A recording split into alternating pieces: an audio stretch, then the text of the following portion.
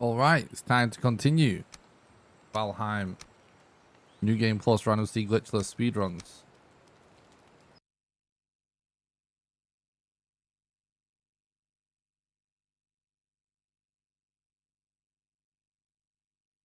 As usual, if you want to check the rules or you're confused about why I'm starting with items or anything, just check the link in the description to the speedrun.com page.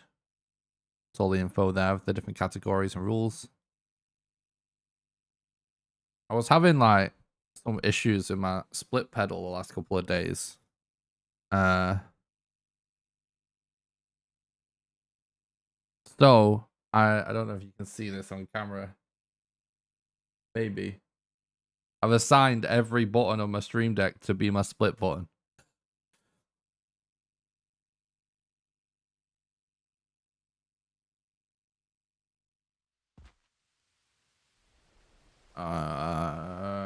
I need to open my splits. That would actually help.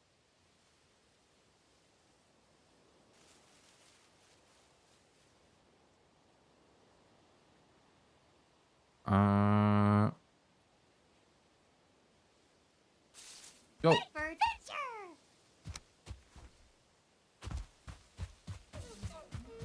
Not super close, but fine.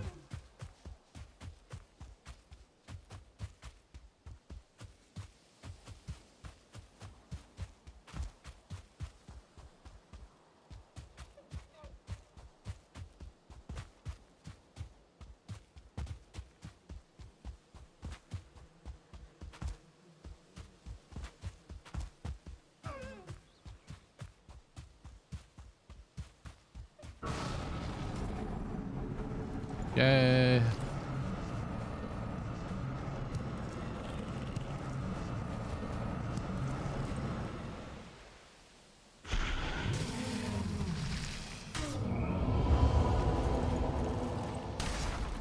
Yeah, I kind of messed up because I was looking for my split button there. But it's fine though. Absolutely fine.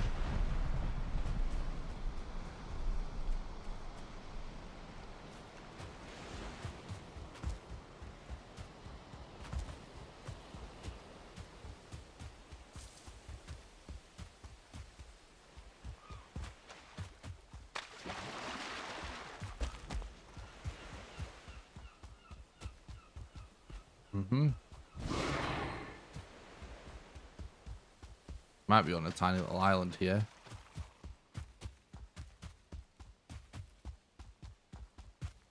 Kind of.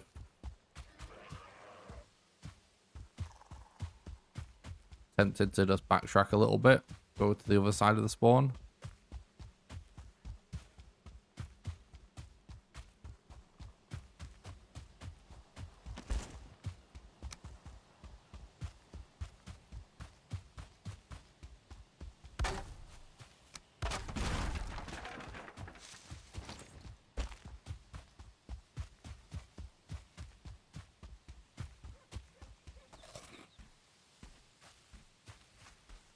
No sign of a black forest yet.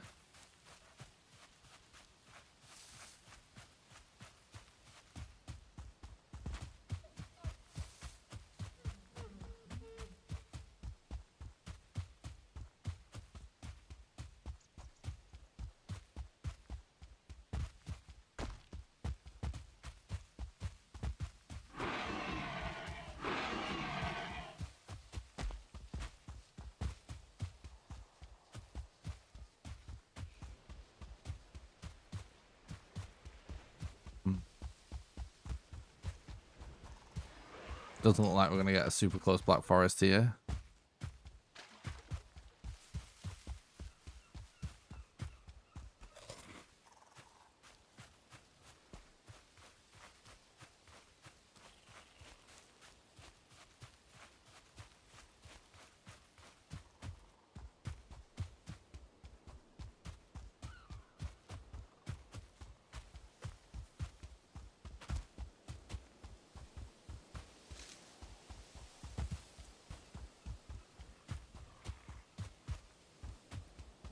All right, here we go. Black forest.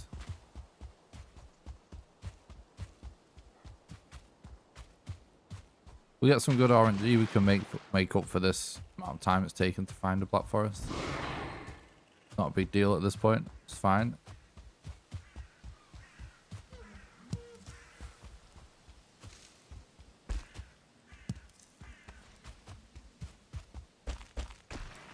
There we go, burial chamber.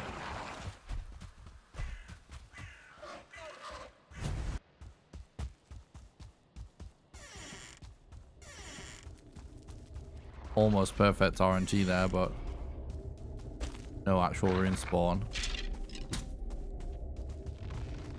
That's pretty much the fastest you can get a rune spawn if it actually drops.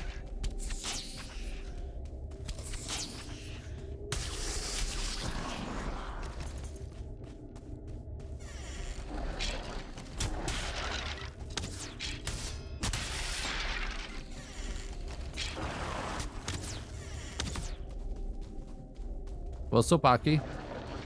Thanks for stopping by. Hope you're doing good, dude.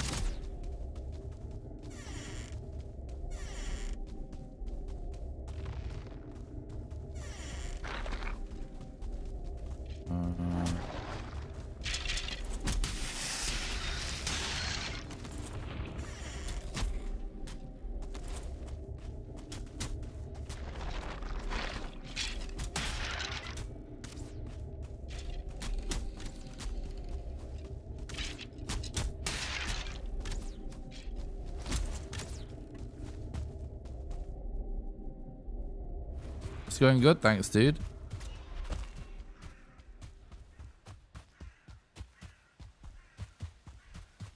Hope you're doing good as well.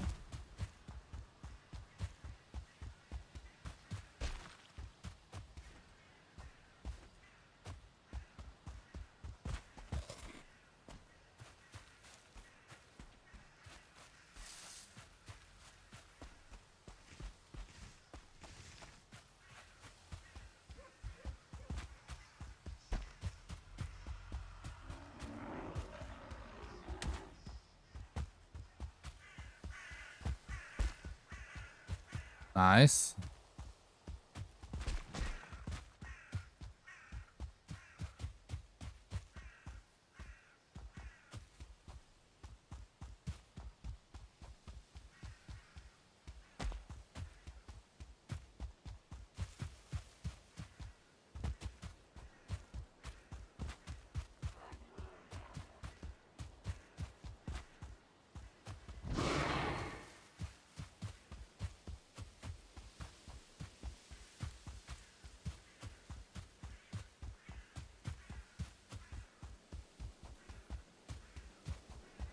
Okay, this is a good structure.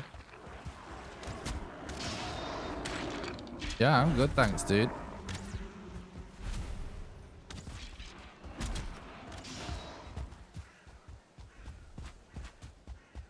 I was working on literally I sat down and tried to learn the kind of world record route for Resident Evil 2 last night. And I actually almost had like took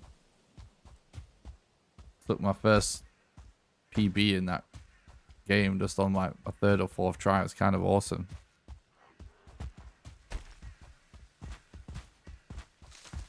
So that's fun. How long am I streaming for today? I usually go until midnight UK time or until I do as many runs as I can until I run out of time. So I don't stream past midnight generally. But obviously, like, because the runs are basically going for like 90 minutes. If, like, say I end a run before midnight and there's not enough time for another run, then I'll end early. That's usually... You can basically always know roughly how long I'm streaming for because that's how I always do it. I don't stream past midnight. UK time. So it's like 7 PM right now. Sploosh. What's up, Bevo? Thanks for stopping by. I hope you're doing good. I'm good today, thank you.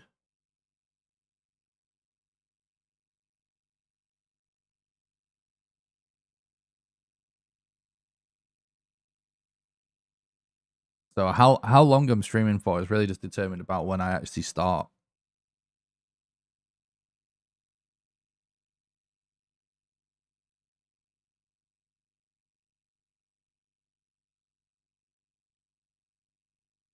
Nice, nice.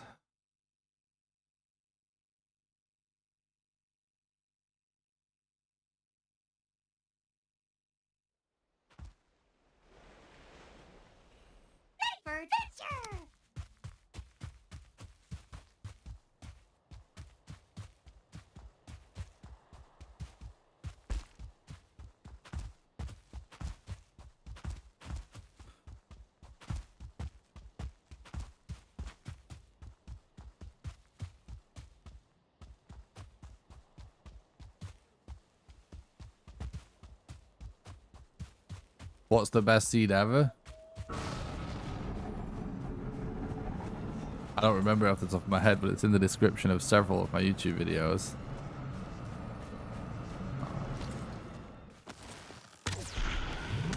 We might as well just restart. This is going to be a waste of arrows.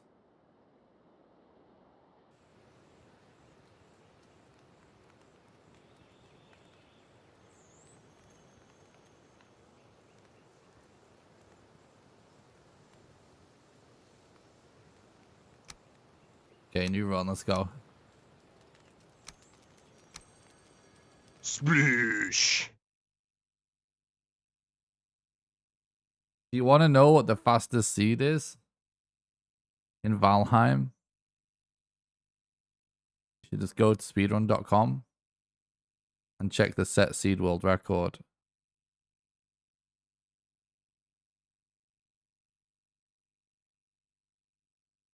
Let me, I'll try and find...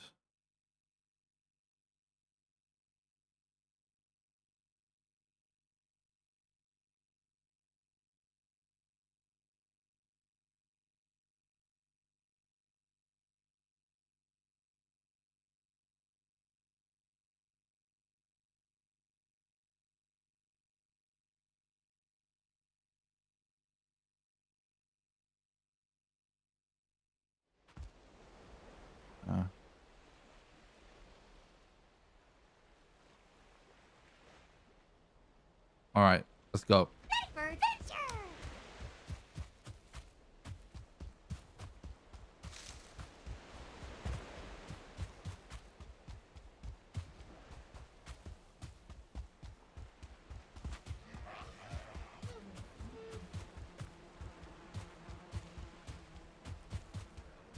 What's up, Simpy? Thanks for stopping by. Hope you're doing good.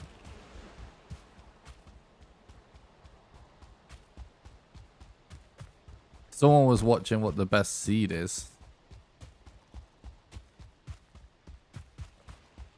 I was saying it's the seed from world record. It's that seed, obviously.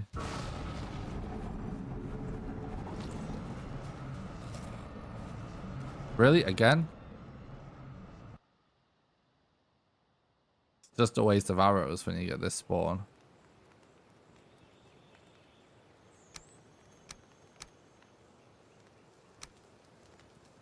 Alright, new run, let's go. Sploosh. Yeah, I'm doing great, thanks. What's up, Despot? Thanks for stopping by. Hope you're doing good, dude.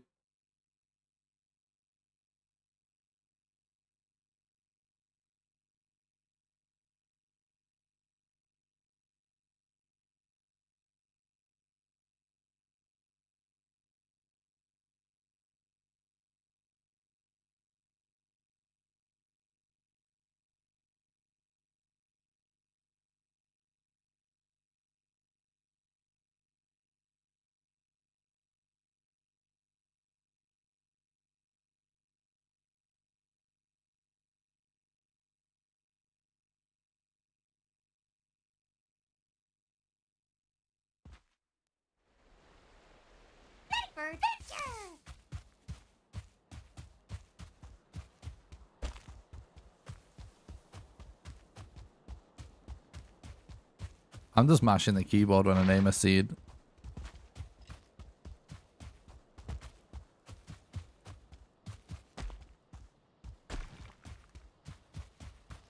No reason.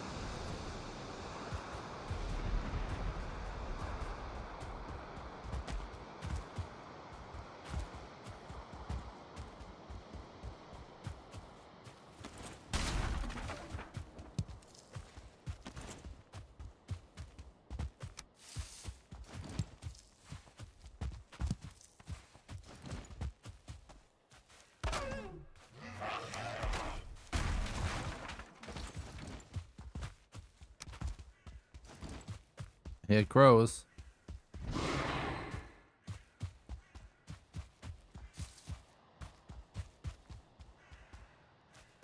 There we go, burial chamber.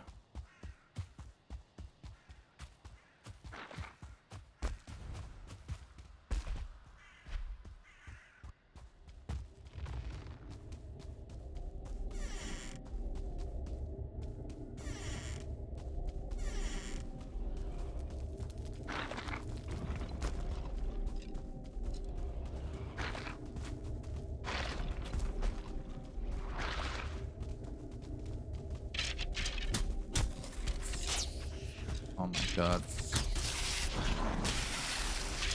Corners of these little ramp rooms are so toxic.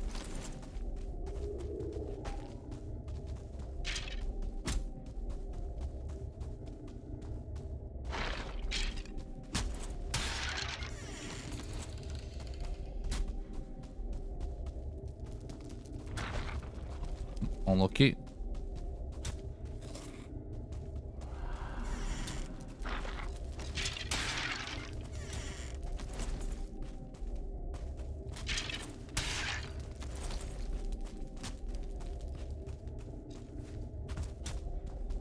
The best weapon to use on your glut is the silver sword. But you want to fully level it up, really. It's got super buffed now.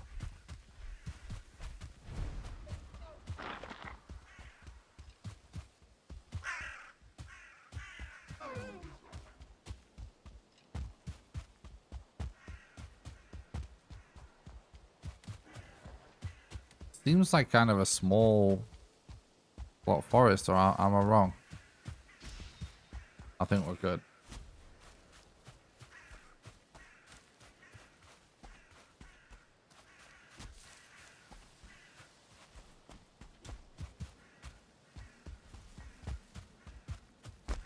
Yeah, your glove is undead, so best bet silver sword.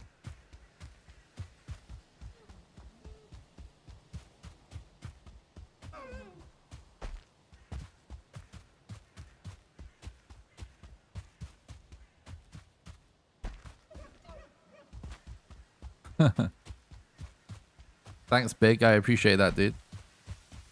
Thanks for stopping by. I hope you're doing good. Yeah, that was so funny last night that on that last run, we actually reset and turned debug mode on, and the Yag was like right in front of us.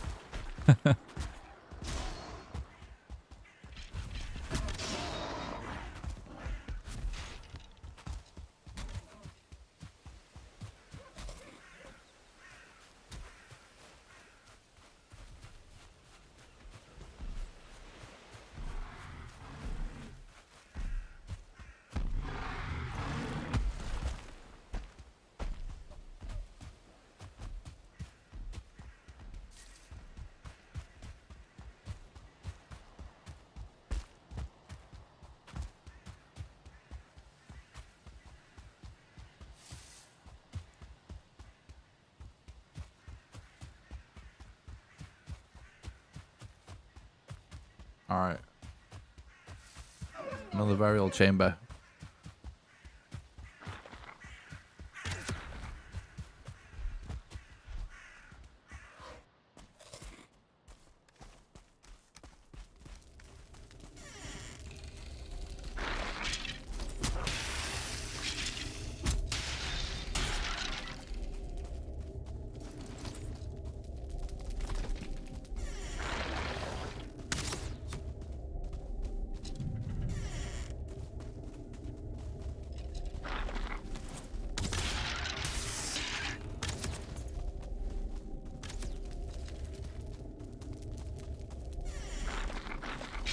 I think Archie is legitimately has the world record for everything that I don't have the world record for in the main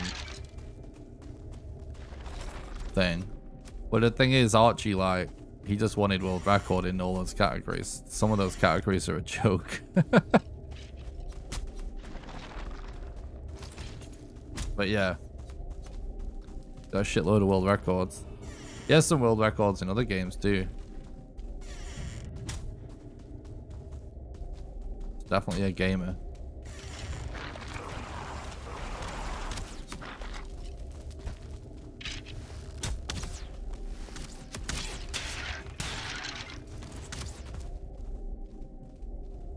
No, not new game set seed. That's legit. Just like, you know.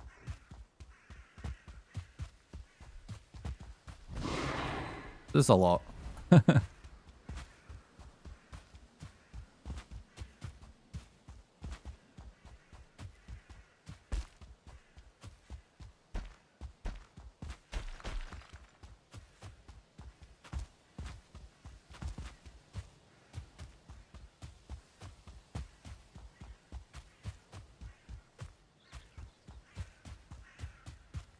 Yeah. Oh, yeah, if it's the only one that's done it, yeah. That's what I mean, like, some people will just do categories just because they know they can get world record.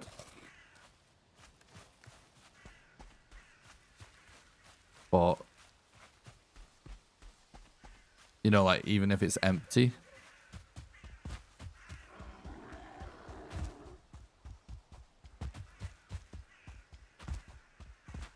Which, I get it, but I'm not really into that. I just like to run categories I think are actually good content and good to play, you know?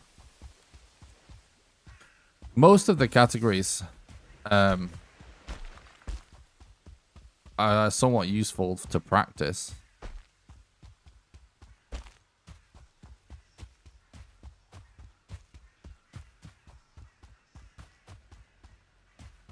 But for me personally, it's sort of a waste of time to grind getting the world record in all the categories.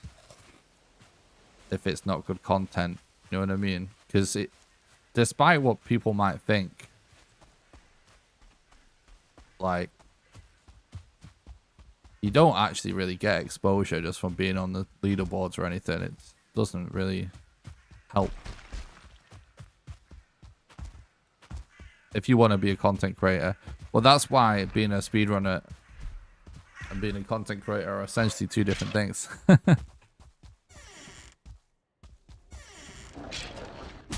Like, Archie's just super into speedrunning in general. And he's really good at it. Which is awesome. I love Archie. He's a cool guy. I wouldn't have done some multiplayer world records with him if I didn't like him. I like him, but I'm just not into the same things, you know?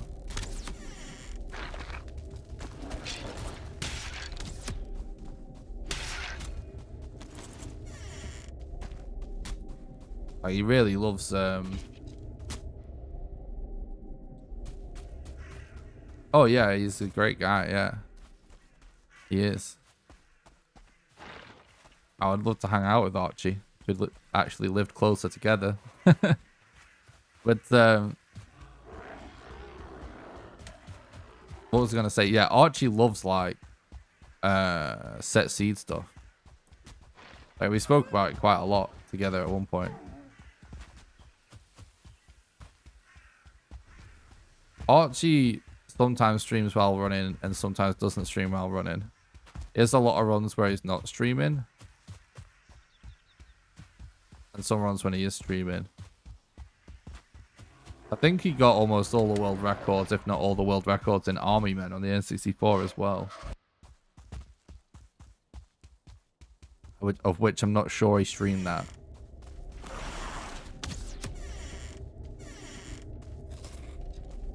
And I know he's got some single level world records in some Dragon Ball Z game. But anyway, what I was going to say is like, someone that like Archie that's just into like speedrunning like single player games even, and where it's all about lines and everything, and who likes set seed, it allows him to get so much practice in on certain things. Because one thing about running set seed is it's really good for practicing certain strats that aren't to do with like, you know, random seeds essentially.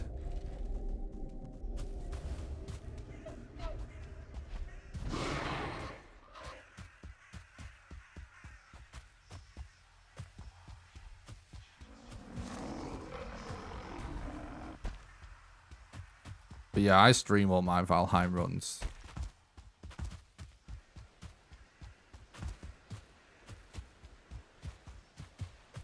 I just focused on always doing the best runs. Our content would be less good, and nobody would care.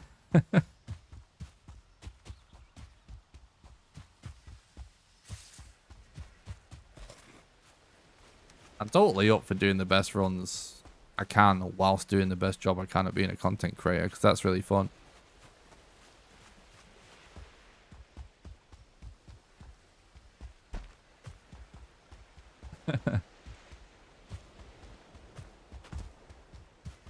I'm great, thanks, Despot.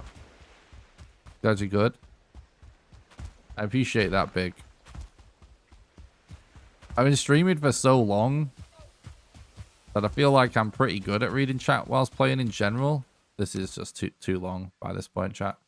Or and like all of the speedrun content Sploosh. that I do is like far from like the hardest thing I've streamed, if you know what I mean, in terms of what requires my attention. So not the biggest deal to me, but obviously also like if I wanted to play my best, I would well, first of all, ultimately I would probably not stream. But even if I was streaming and I wanted to play my best, I would certainly do no cam and basically not talk during the runs. It's all good, Harry. I'm great, thanks. Thanks for stopping by. I hope you're doing good, dude.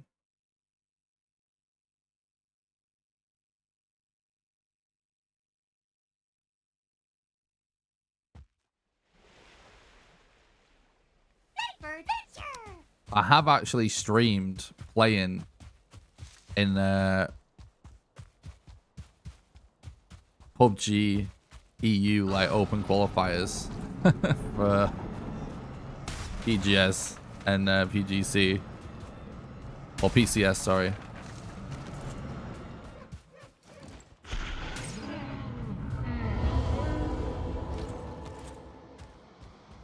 That's by far the hardest thing.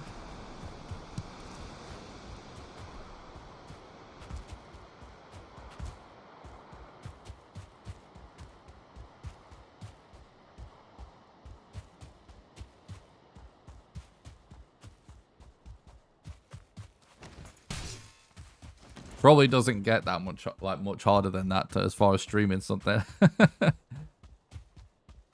Because you have like your team comms and everything have to be on point. Your strategy's got to be on point. Got to make critical decisions. And that's not even to mention like mechanically, just got to be ready to be able to dominate some pro players, you know. Super difficult. So when I changed to like doing speedrunning and stuff, it just feels second nature a little bit. But I still can definitely play better. Just, you know, just not streaming basically, just like concentrating on the game, not talking.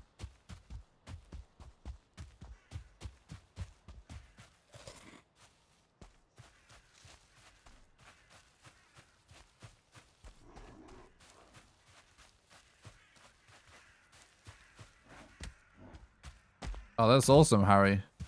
Good luck in the rugby match, mate.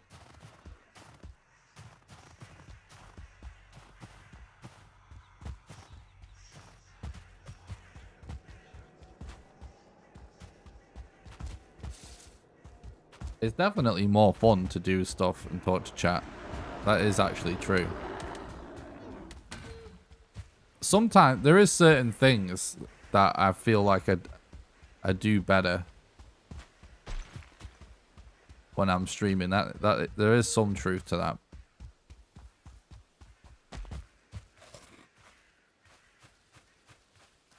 Because there is something about feel it the little bit of pressure to deliver content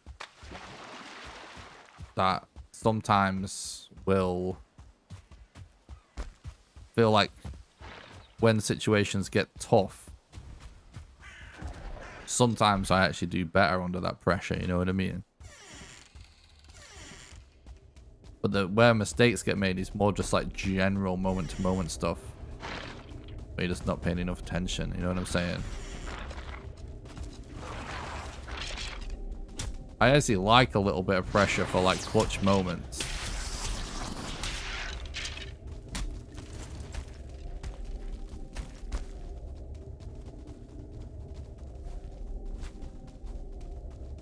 What's the toughest part of running Valheim? It's easy.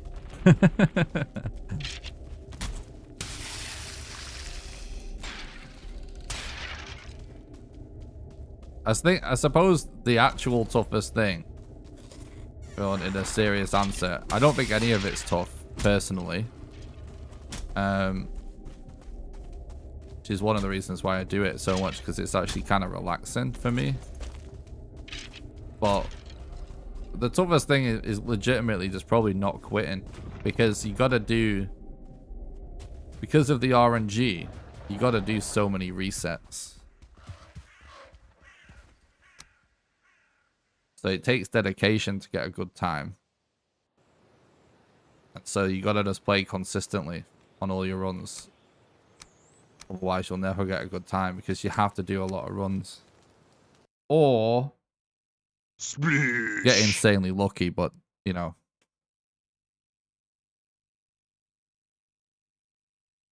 Yeah, the Elder was too far away.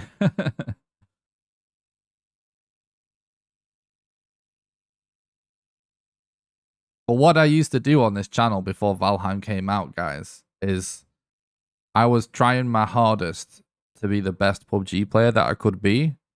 And it was fun. I had a great time doing it for a while. Eventually it did just get frustrating and I got a bit bored of it. But like, I was trying to be the best I could be. I wasn't under any kind of illusion that I was like better than I really was or anything, but I got invited to compete in tournaments like really like early on in me playing that game, like when I just had a couple of 100 hours, and I was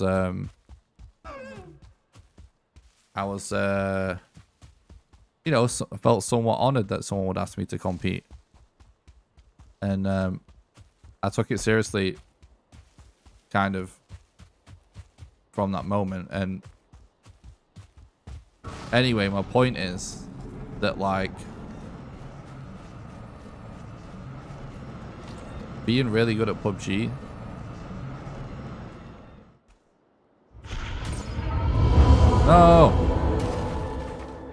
sorry, I've got a new split button. I'm not used to it yet. I'll undo that split.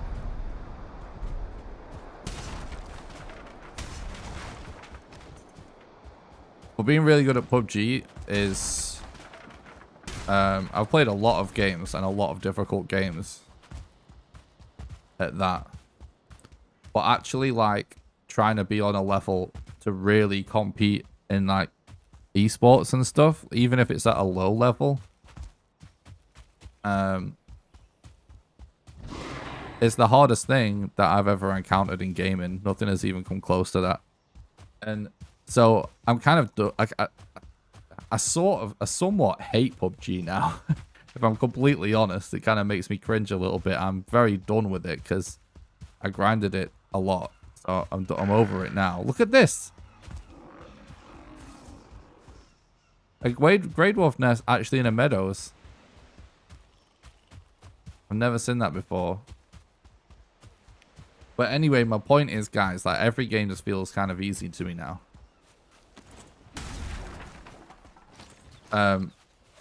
Genuinely, before my experience with PUBG, I never really thought I'd ever be good at video games.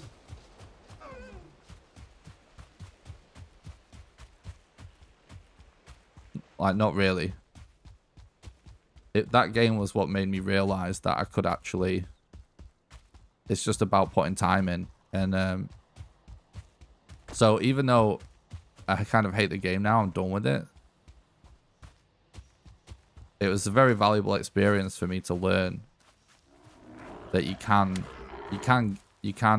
play at the highest level in any game if you're willing to put the time in.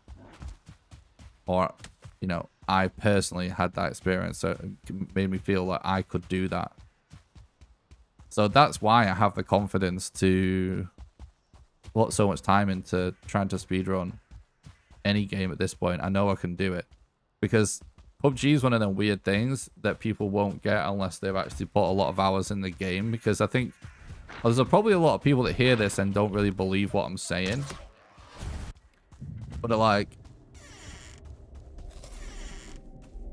I played that game for like 4,000 hours or something. So I'm like, was far... Well, like, really good pro players, they have like a minimum 8,000 by this point. Probably 10 plus now. But like... There's a lot of games, guys, where the best runners in the world have like 1,000 hours. In speedrunning. And like, honestly... That, like, it's one thing to just pick up PUBG and just play it, but actually being really, really fucking good at it, it's so hard, guys. It honestly, I'm not aware of anything that's that difficult. It has everything, like challenge, strategy, like the mechanical. It's. This is somewhat of a controversial thing. But, like, it's the most mechanically demanding FPS I've ever experienced. And I've played, like, CS and stuff like that. Like, the way the game works, it just requires so much mechanical skill to be really good. And genuinely, every game I've ever played since feels easy to me. Like, that sounds weird, but it's true, though. So... I approach this differently. I'm not like, this doesn't make me feel like, oh, I'm just going to be the best gamer in the world or anything. I don't care about that. I care just about having fun now. Like, I don't care about as much about being the best anymore. I'm concerned with just having a great time and providing a relaxing experience for people to relax to, because I think in a world of chaos, it's extremely valuable to help with people's relaxation. But whilst doing that, I'm going to do like the kinds of things that not necessarily your average gamer is going to do all the time. But for me, the challenging stuff can still just be relaxing. You see what I mean? I'm not using my experience to push me to the top in something else. I'm using it to be like...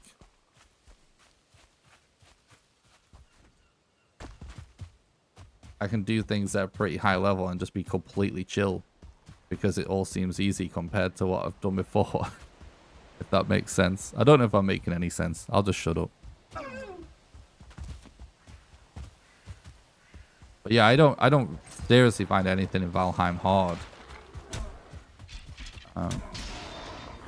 Some little bits I can see, like it's definitely not the easiest thing ever in the game from time to time, but most of the challenge aspects of the game is just relax a bit, use your head, do your research, figure it out. Anyone that's willing to simply not quit is capable of doing anything faster than me or Archie in this game. There's no high skill ceiling. It's mostly just knowledge and not quitting. Because you got to be willing to re-roll the RNG. There's some mechanical skill required, but it's been a long time since I've done anything that made me feel like I'm anywhere close to my limit mechanically. Yeah, I've honestly even thought about maybe even playing some more mechanically demanding games just to stay sharp with that stuff, but it's not fun. I'm not going to.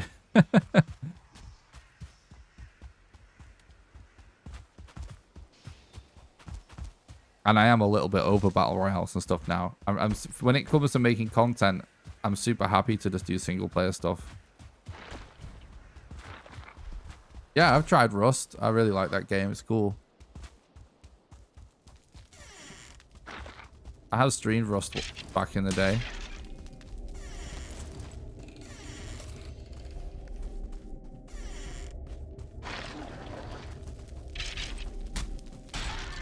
But yeah, like my experience with other games, particularly FPS games, is you know, sometimes I'm even really good friends with some people that when we talk about speedrunning,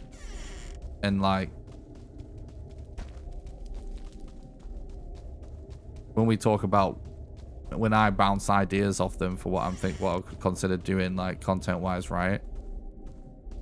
They'd even talk about the insane amount of hours certain runners have put into the games they play, or like the same amount of skill some sort of run requires. Sometimes I'll just know it, like I've grinded stuff for more hours and that requires a lot more mechanical skill, and that's just a true fact. Just like when you talk about it, it sounds like you're being arrogant, but and I don't talk about this stuff. Chat started this conversation. So I will shut up about it, but it's true though. Just fact, you know.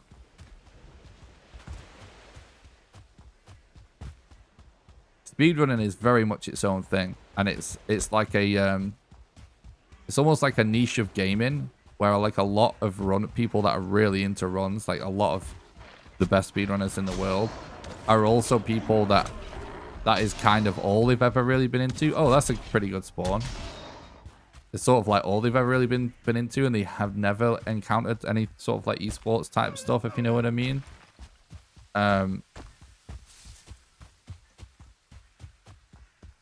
So their context of like what's the hardest thing ever is just within the world of speedrunning, and I'm telling you, like, there's loads of experienced like esports competitors that are just much higher skill level of video games across the board, that if they just decided to be a top runner, they would demolish runners. But the whole esports grind is almost like an addiction as well. It's people throw their lives away just to try and be the best at a certain game, and it's a total waste of time in some scenarios. It's kind of somewhat of a dangerous thing too. But it's true though. That's just where the skilled people are, the most skilled gamers. You know, that's why someone like Summit can just like I'm not the biggest fan of Summit, right? I don't have a problem with him or anything. It seems cool and that, but I just don't watch him all the time. But I have a friend that does, and he told me like, oh, the other day he just like randomly decided to do the Max Payne 3 speedrun, and he got world record like first try or something. It's like, yeah, like that guy used to be a high-level CS:GO player. He's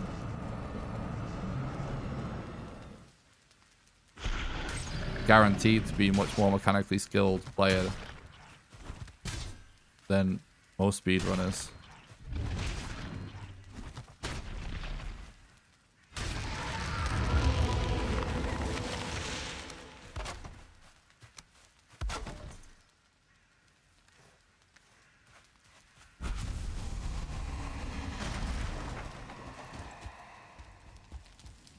Alright, this is not a bad start. Oh, fuck, no! I pressed the wrong button by accident.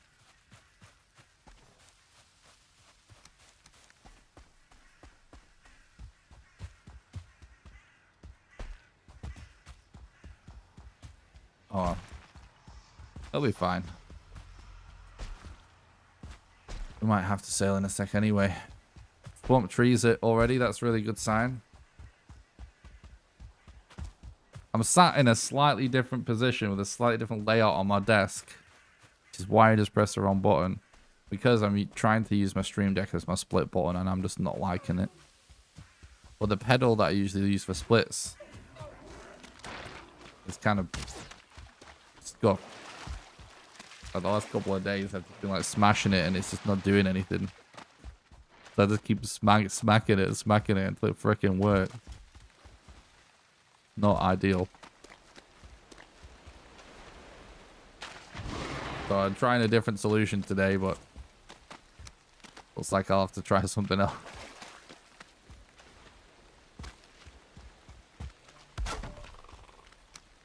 You know what I wish you could get, guys? I've always thought about this as a gaming peripheral.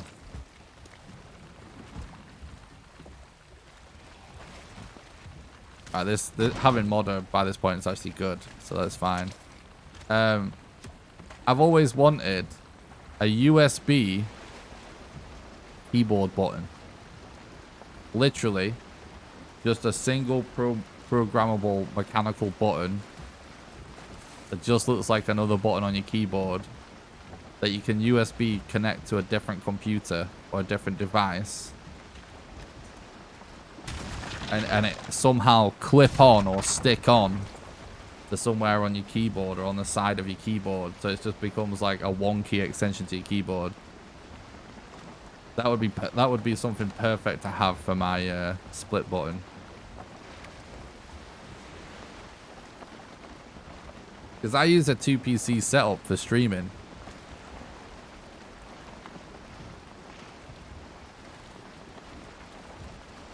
As a keyboard nerd, I can confirm that is something you get. Holy shit, link me to it, bro. I'll buy one eventually. Don't have the money right now, but I need that in my life.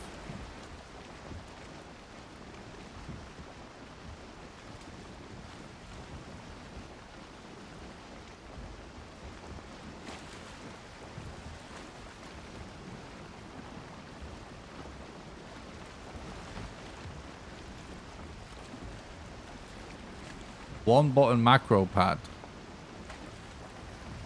Nice. I'll look that up. Morning, Sphericus. Thanks for stopping by the stream. Hope you're doing good, buddy.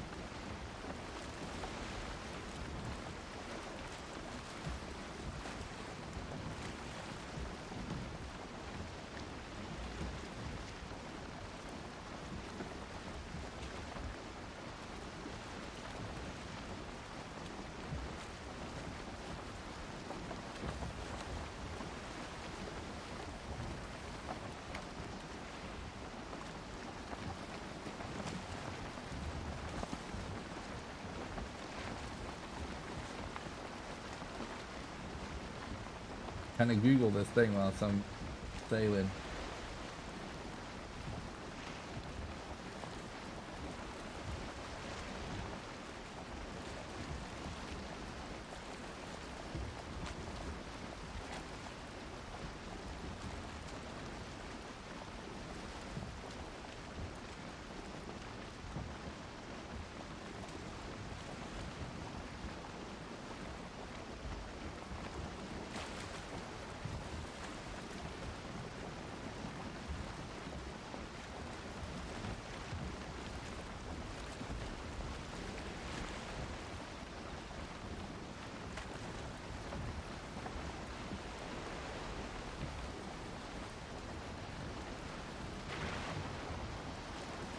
That looks like it might be swamp over there.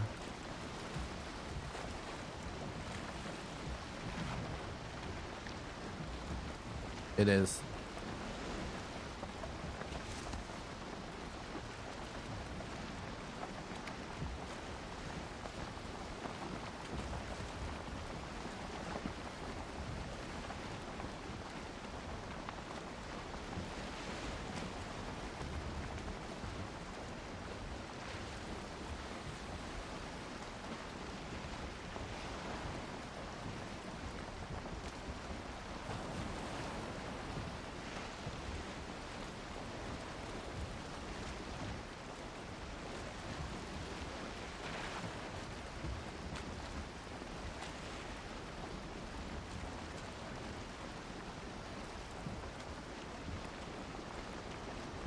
Interesting.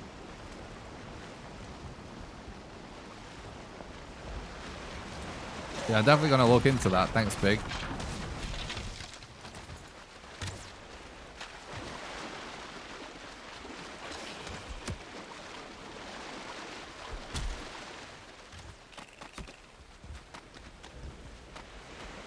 That's what I really originally wanted for my split button.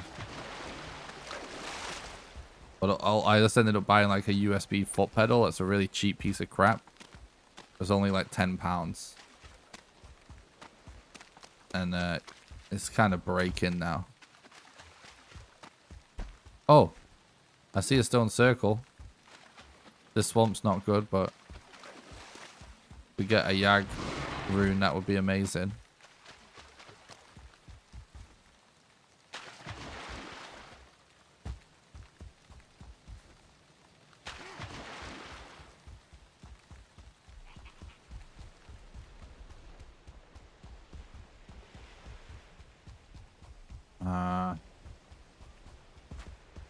Rip.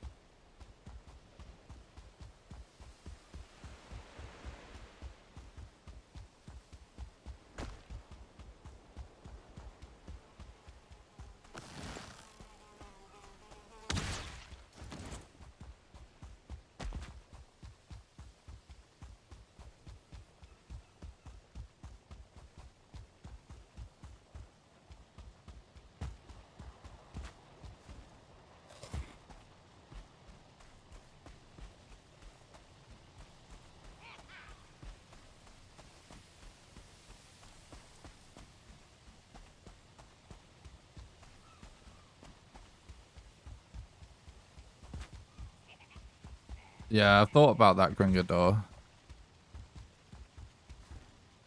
I think the low skill ceiling turns over runners off. We get the most runs on the least skilled categories usually. I think most speedrunners just simply aren't aware of Valheim speedrunning.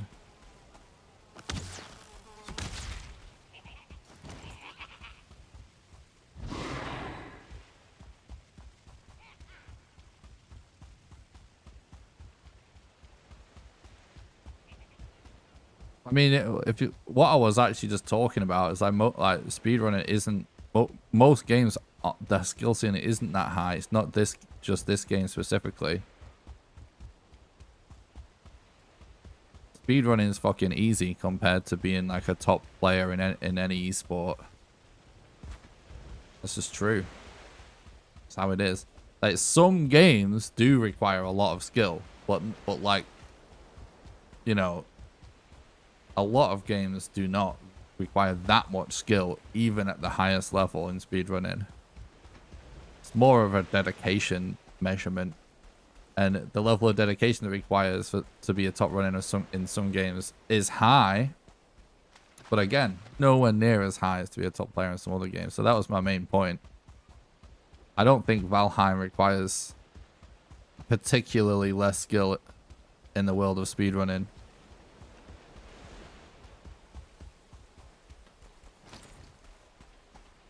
There's a huge amount of speedrun games that is purely about memorizing the route and perfecting the lines.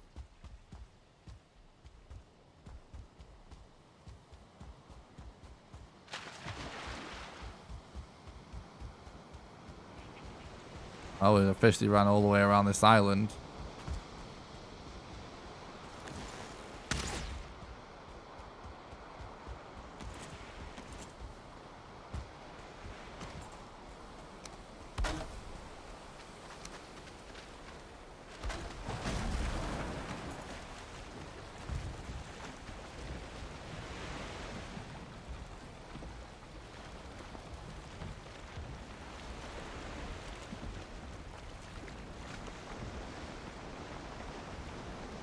Like the categories that have the most submissions are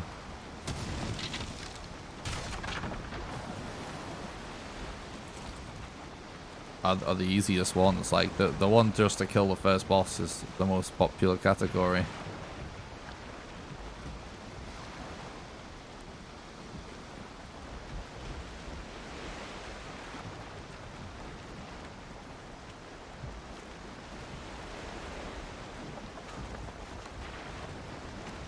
And Valheim isn't even, like, I don't know. We've done really good as a speedrun game. At one point, we were, I can't remember, like in the top 20 or something speedrun games. One of the things that people that aren't actually active runners that spend a lot of time on speedrun.com themselves don't realize is that most speedrun games, even ones you think of as being bigger than Valheim, like at any given time, there's no one really running them. You know what I mean? Like they you know, particularly games that are the same every time. I think that's why Minecraft has so many people running it all the time. Because typically, like, people might run a game when it's new, or they run a game until it's optimized, and then they'll like kind of, when they feel like they've got a good time for themselves, they'll like stop running it, and then people will only come back to it if there's new strats or something. So Valheim actually is in a good spot overall. Just early days.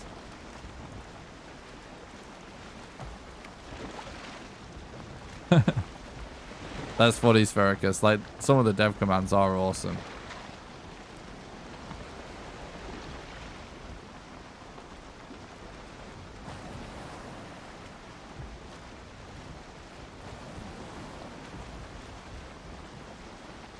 I haven't got a PB in post Hearth and Home yet.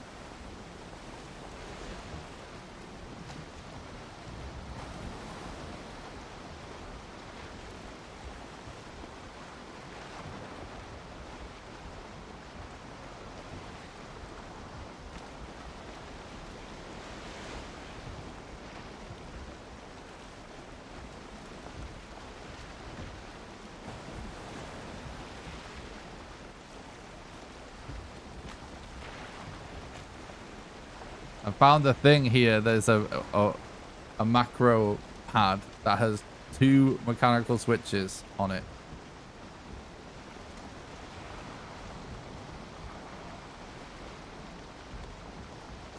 And it is apparently £4.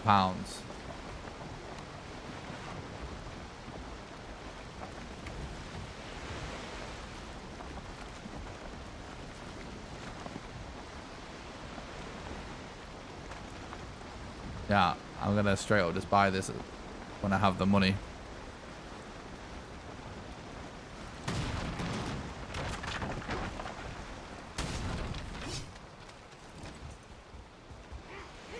What's up, Dory? Thanks for stopping by. Hope you're doing good. The 2 buttons is perfect because I can have one for reset, one for split.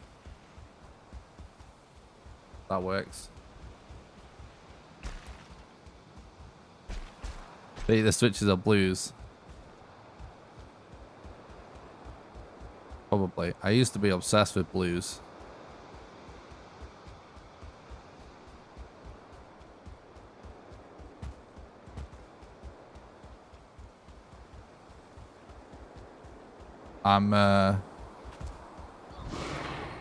I wouldn't play for any switch that didn't have a really hard tactile click for so long. Did experiment with some linears, but Digital blues to start working from home, yeah. I still love blues. Like if hypothetically I lived alone, noise wasn't a factor, and I wanted to like code or type essays all day, something that actually requires like a ton of typing, I still freaking love a full-size keyboard. Holy shit, we found Yag. I'm so glad I didn't reset. This is a weird run. But yeah, full-size keyboard, freaking Cherry MX Blues, loud as fuck. I love it. Super satisfying to type on.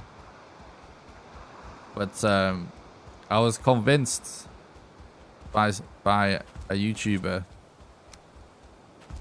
for competitive gaming to try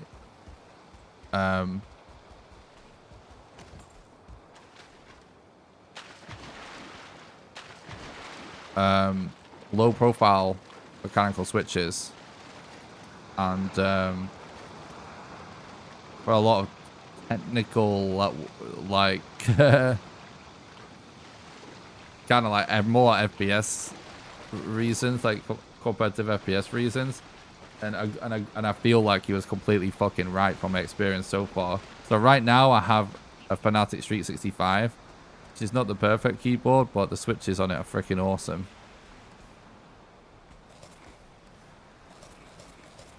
This could go very badly. I'll throw that out there. Let's try and not have this go super badly.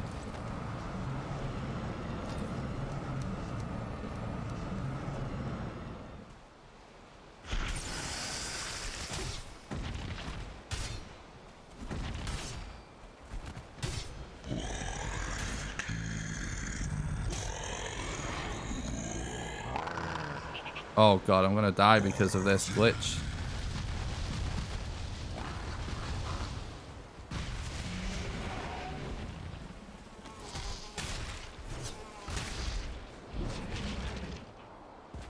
Like every time we face your glove, everything that can go wrong goes wrong. Oh my fucking Christ.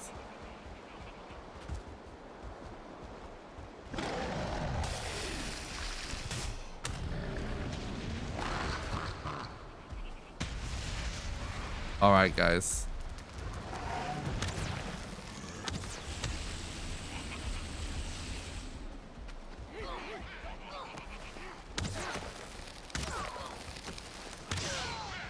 This is going to be a tough one to survive, I'll be honest.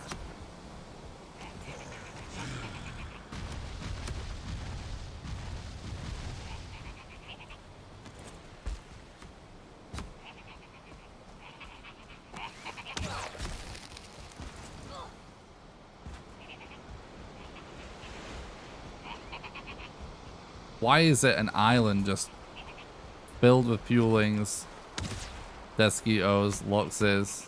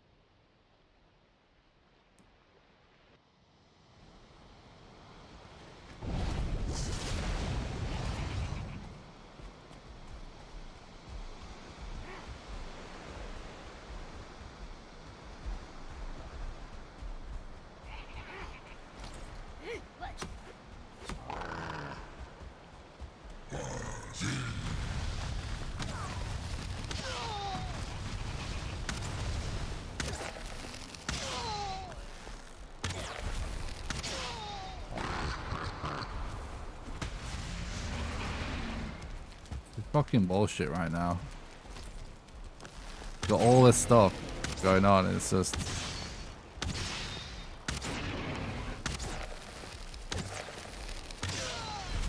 We can always bait modder to the ground. Look at this. Multiple 1-stars here as well.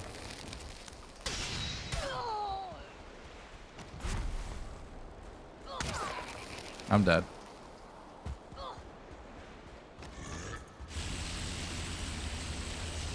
Bevo. Thanks so much for the super sticker. I appreciate that. Oh shit. Thanks for the £4, you legend.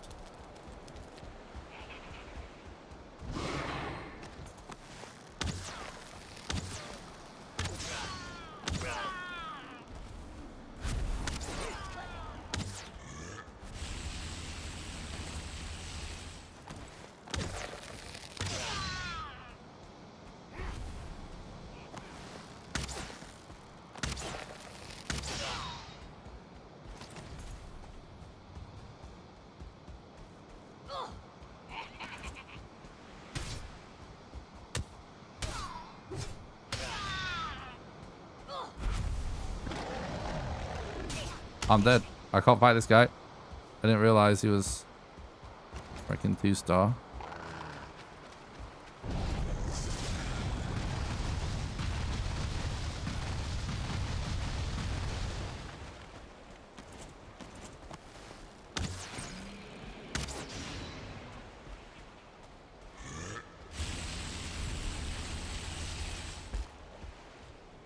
This guy needs to die.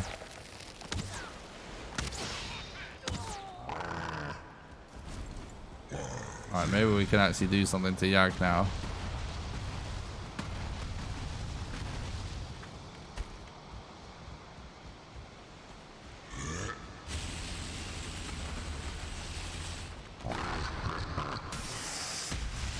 Really, dude.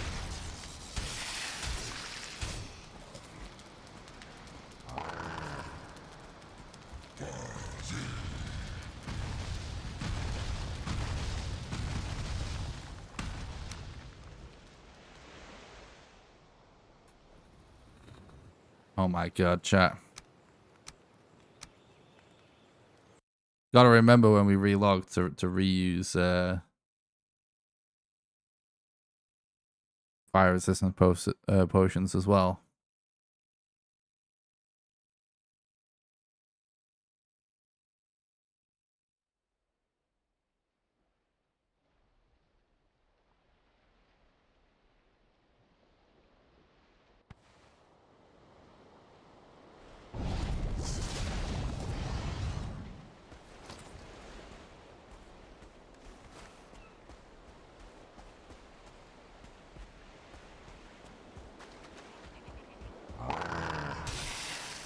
Fuck me.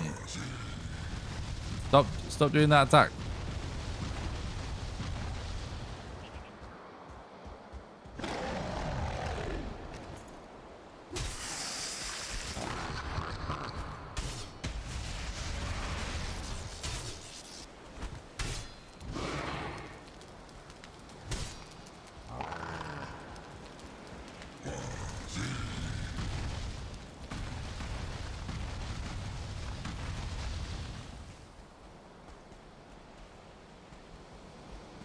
Well, how many more fire resistances have we got? We got a lot.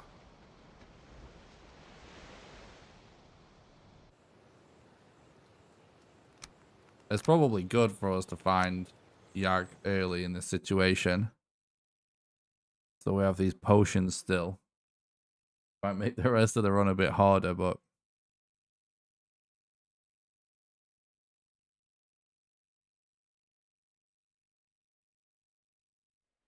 I only went to... The only reason I'm not doing the underground strat is because I actually had plenty of potions, but... Honestly, thinking about it, I don't even think we would be able to do the underground strat here because it's so much on the ocean.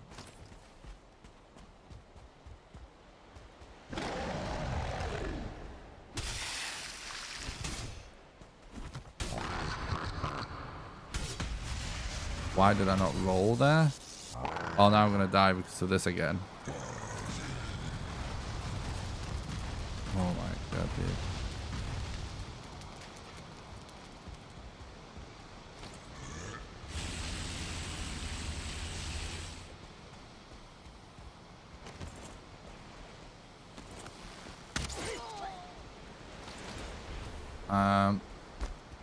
Let's just do it again.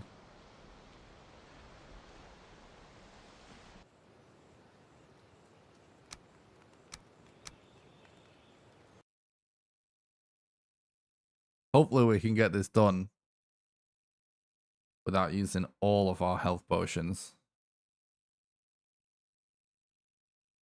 If we didn't get that glitch there where we got stuck in slow motion.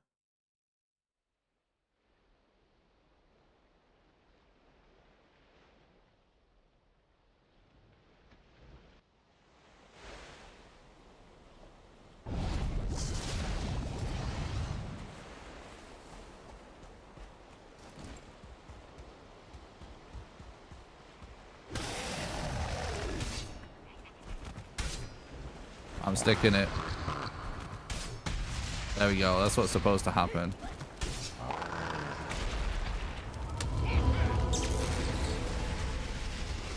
Uh-oh. No! Oh, just run, just run, just run.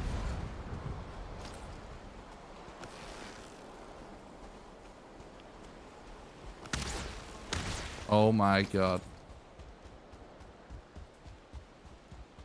Get me the hell off this island.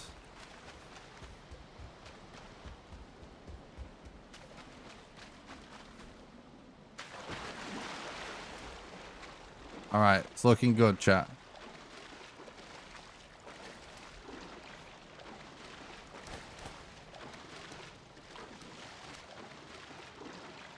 Not too bad, actually, like potion-wise, what we've got left, considering.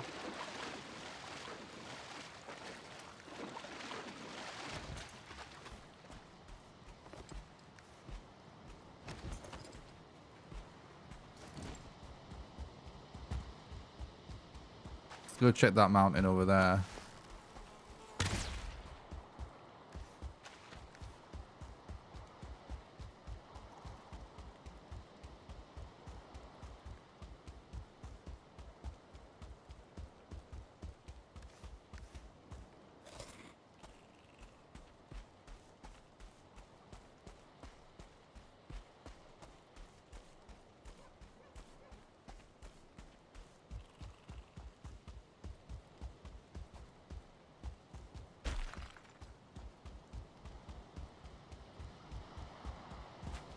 Yeah, no Yaggarine on there, look. Wait, is this the... what I was looking at? Was I actually looking at something really close? And I thought it was something really far away that was actually a good mountain? It seems like I've been debated. Oh god, this game is such a troll sometimes. Yeah.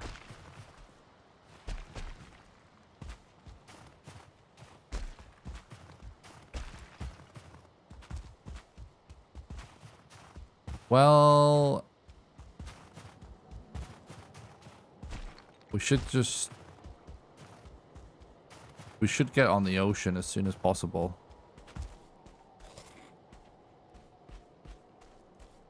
And start sailing vertically. We don't have a reason to go further out anymore. Now we've got Yag.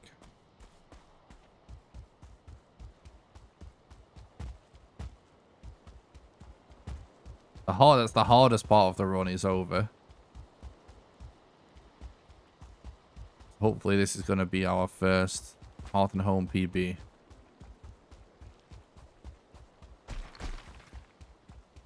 Which I was thinking, somebody said in the chat the other day, oh, if this run is going to be a successful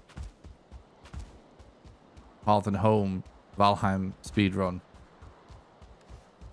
I would love to see you do a day of Tribes of Midgard speedruns. I actually might do that. I was thinking about it. I like that idea. I'd be up for speedrunning a different game, at least for a day or something after we set this PB, because we have done a lot of grinding, haven't we? Oof.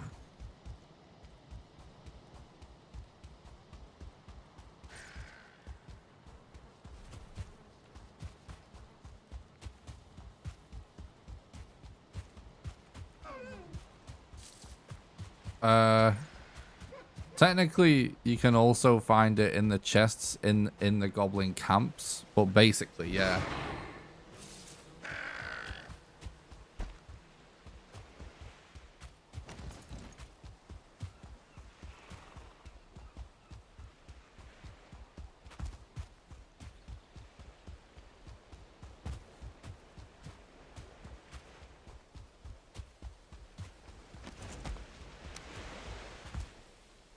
Right. Let's do this.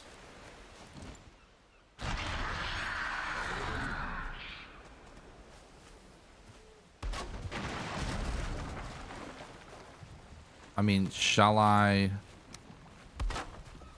do this as well?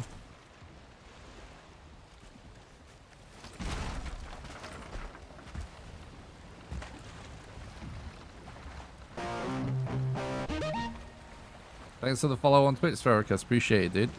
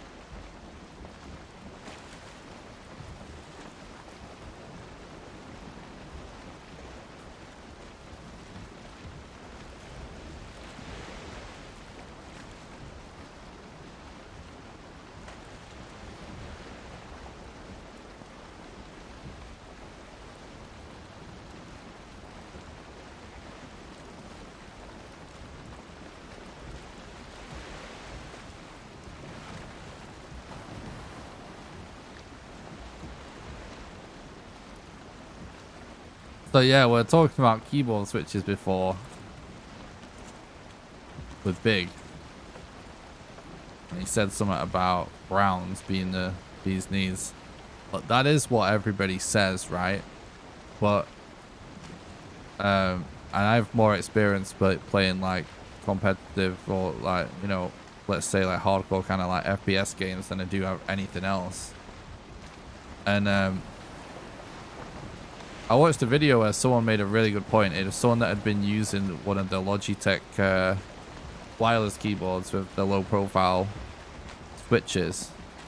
And he was saying that, like, basically, so there's a few things going on.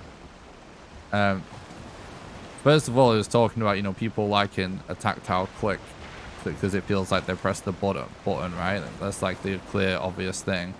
And the other thing was that he was talking about is that there's a certain amount of like high-level players in like FPS games right now that are really into the Apex Pro keyboard because they have the adjustable key actuation, and some people are pointing out that fast key actuation was actually really good for like doing jiggle peaks and stuff like that. In this video he goes on to basically say that the like low profile switches essentially, like, you get the tactileness because you bottom him out every time you press it because the low travel distance, and you can actually get a fast actuation. And in the video he does a demo where it's basically pixel peaking, like doing the tightest pixel peaking ever, and shows that it was basically able to do it much easier with low profile key switches. It's extremely unconventional, but it makes complete sense.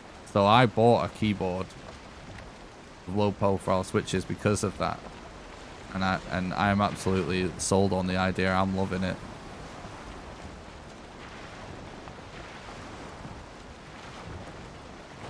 Well, a lot of it's just personal preference. But I always try and find the little hacks, you know, the little things that people say gives them an edge, and I do feel like he's onto something.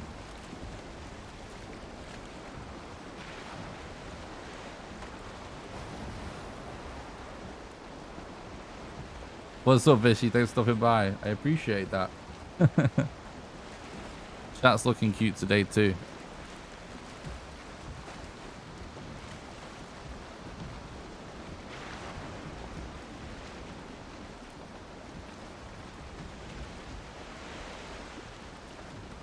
Yeah, those stickers that you can do with like the YouTube super chats are pretty cool.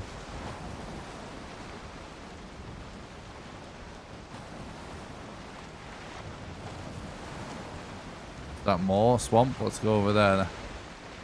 Oh, he's just lost the wind at the wrong time there.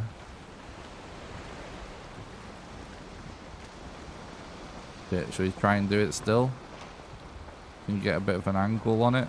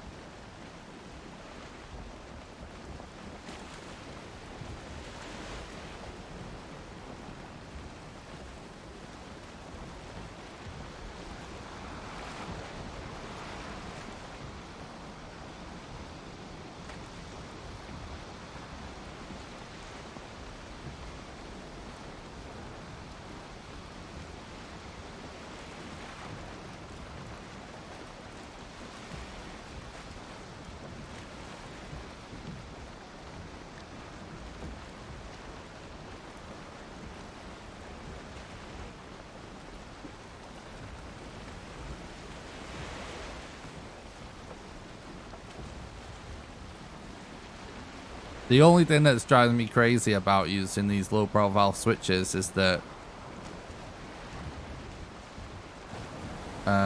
finding like custom keycaps, there just isn't any. But I really feel like it's the way, like kind of the future, to be honest. I'm fucking loving this keyboard.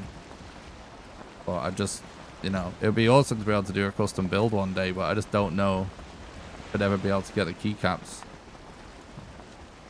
My day was good so far, thanks.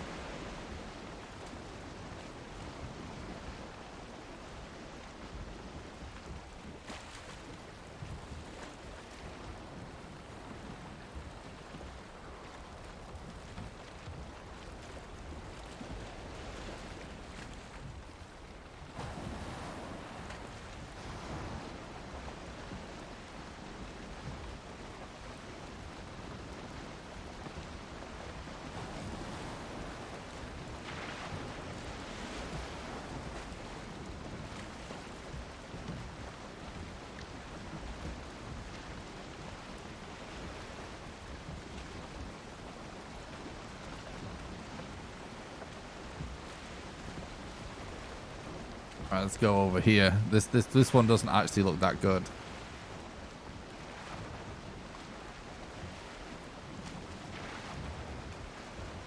Oh, it'd be awesome if the Mistlands update was soon.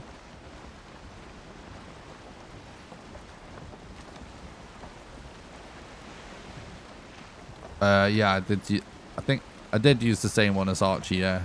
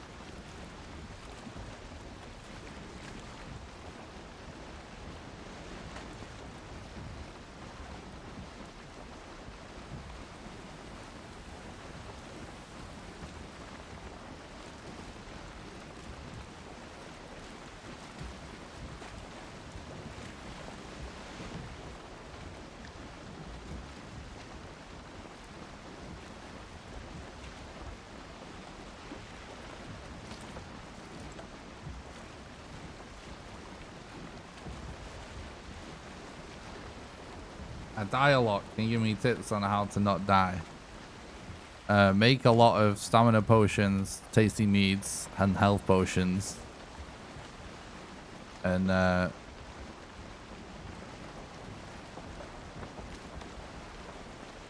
try to never be out of stamina. Like if you use your stamina mead to restore your stamina, and then when the cooldown is active, use your tasty mead to restore stamina when you can't use your stamina mead. Not having the stamina is a huge part of it.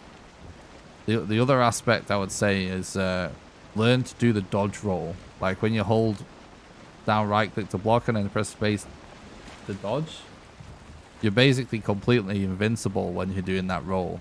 So if you learn to time it at the perfect moment, it's actually super OP.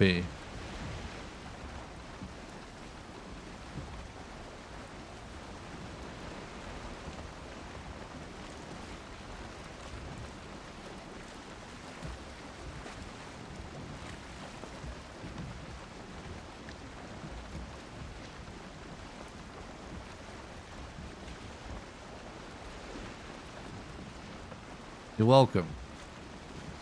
This is not a good swamp either.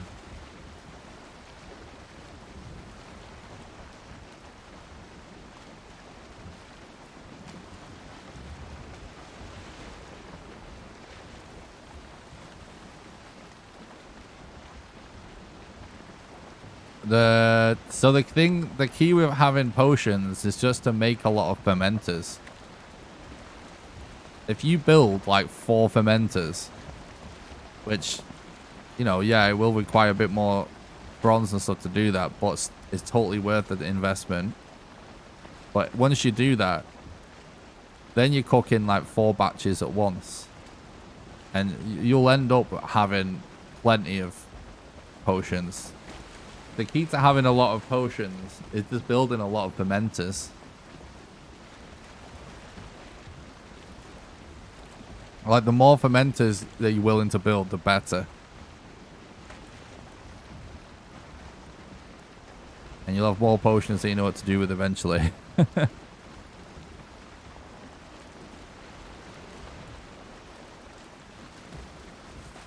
Because, yeah, if you just have one fermenter, it is like...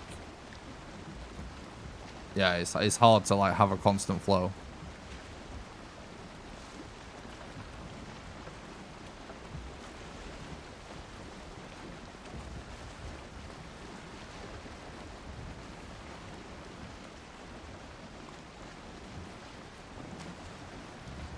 Like, I basically try and make one fermenter for every type of potion. So one for staminas, one for tasties, one for health, and then one for, like, resistance potions.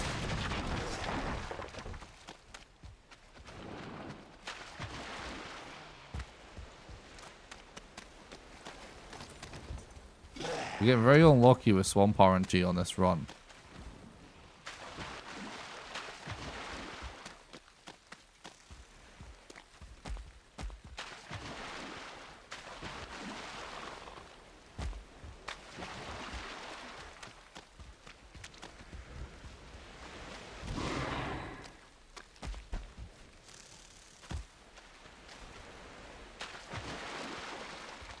What's up, Lagos? Thanks for talking about the stream. Hope you're doing good, dude.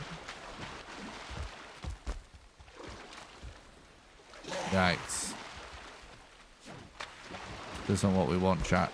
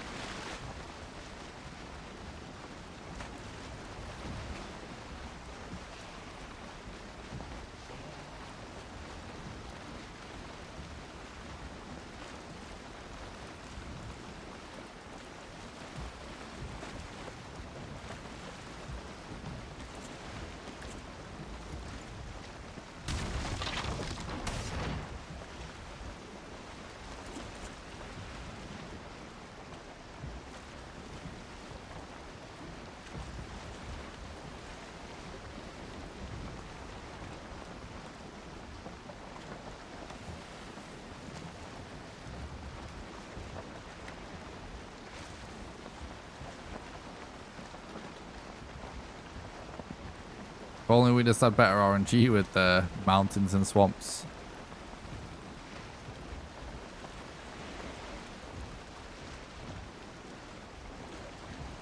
I don't have a world that I play on all the time. No, like I usually what I do casual playthroughs every once in a while, where I'll play on the same world for the whole like video series on YouTube with all the streams. And once I've killed all the bosses and accomplished everything I wanted to accomplish in that playthrough, I just delete it basically and go back to doing speedruns and challenges and guides and stuff. Got a lot of hours in the game, so I don't really spend that much time playing like normal survival anymore. But I do playthrough series where that's what I specifically do. I stick with one world and just build a base and kill the bosses and stuff. We just finished one for Hearth and Home. It's the full Hearth and Home playthrough series. It's on YouTube if you didn't see it. I built a cool base on that one. Happy Sunday, Dana. Thanks for stopping by the stream. Hope you're doing good. I do have a server for people that support the content on Patreon. And I do periodically build more new stuff on that. I've got a lot of builds on there.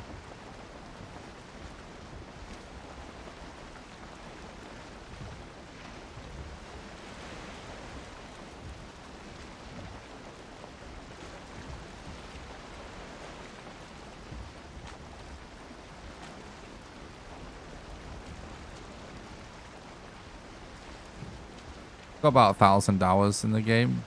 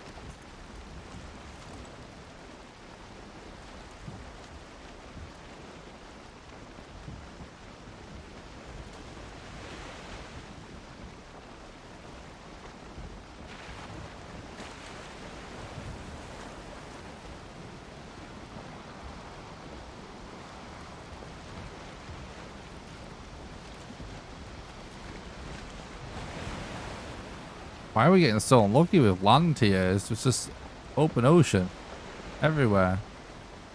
It's crazy unlucky. That's in a single mountain.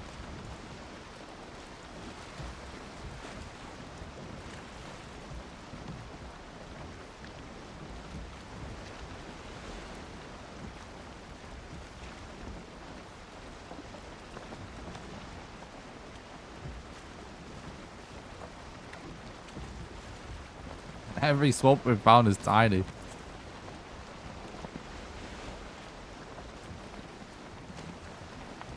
This might be a swamp up here, maybe.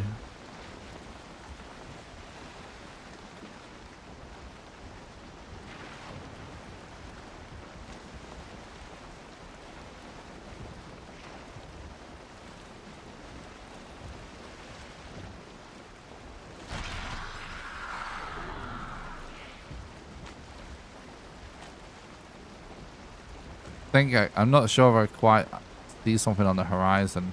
Maybe not.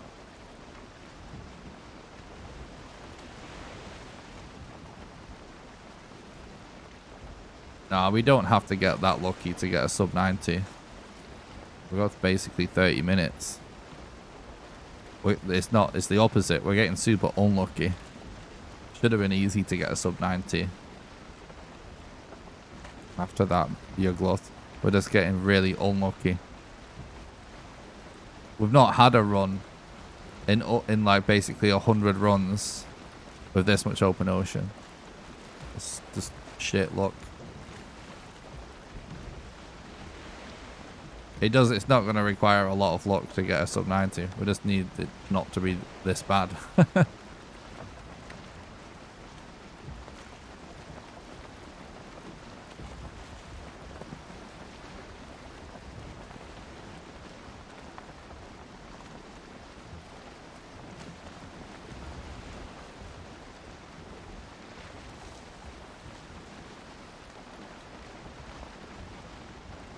Another tiny island. Dude is absolutely scuffed.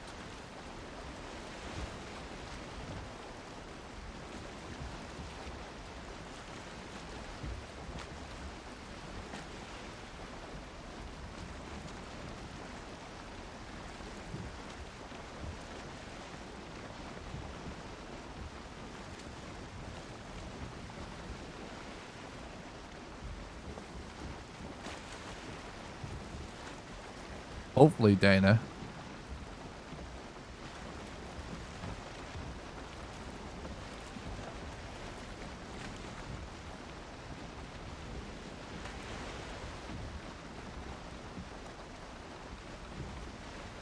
Yep. It's super rare to have to explore for that long on the ocean. Super rare.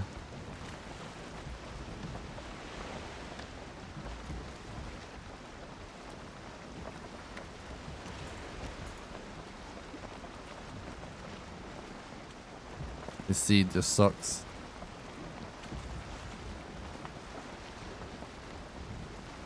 Of course, it's a fucking plains as well.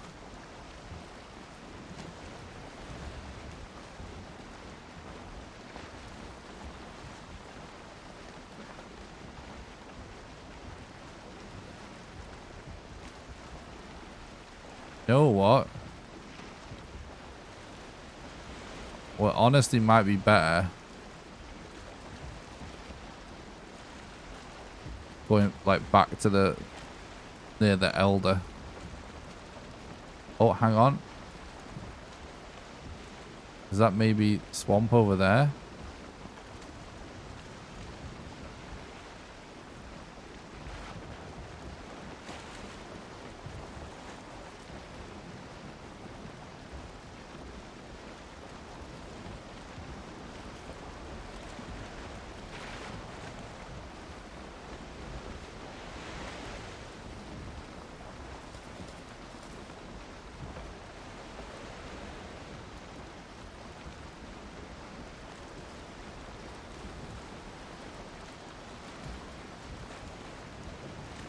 Do you think they'll bring new metal types and armor and the new biome? I think there will definitely be some new mats in Mistlands, but I think it's more likely to be a new type of wood. That's my theory. If they don't add dungeons, I predict there won't be new metal in the Mistlands. I think it's highly possible the next new metal, unless it's dropped by a mob.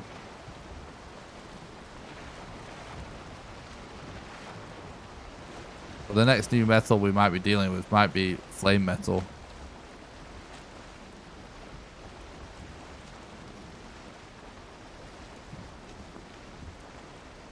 But I think more likely we're going to get new wood.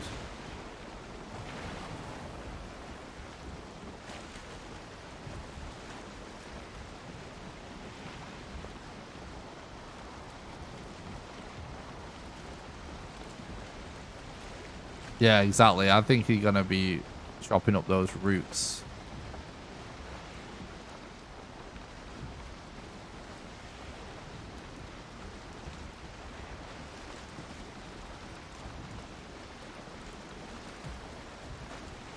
Is that swamp over there connected to this swamp? I don't know. What we've seen over there might actually be where bone mass is.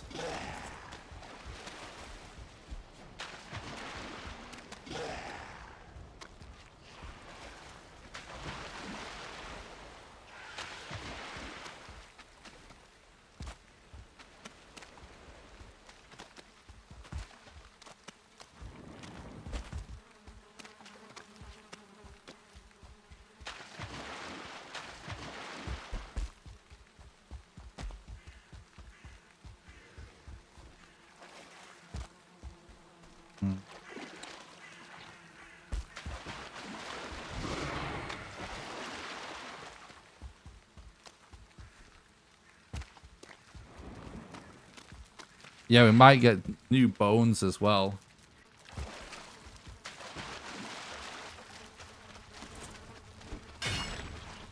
I think the new mats are probably going to be like spider webs. Some kind of new wood. And maybe bones. I made a video all about what my thoughts on Mistlands and what we could possibly see.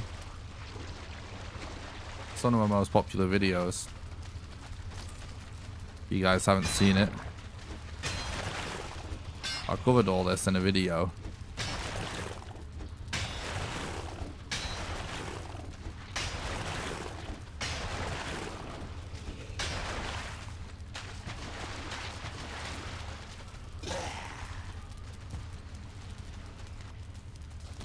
Everything is max level, skill wise and weapon and armor wise. I have in this run.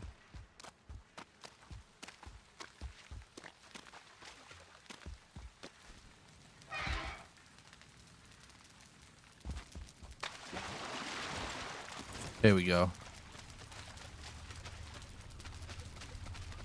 All right. Funny that I literally just said about going back to like where the Elder is.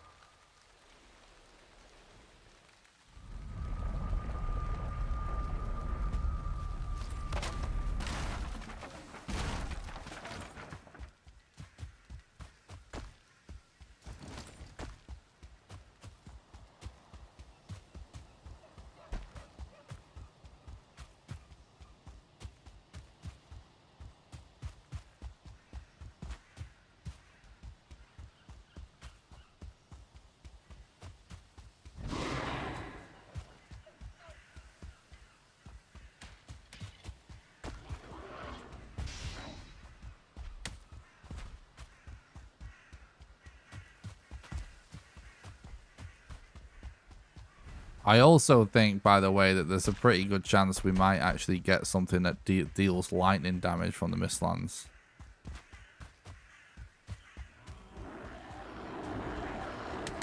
Like, somewhere in the game, that's going to happen. It has to, in my opinion.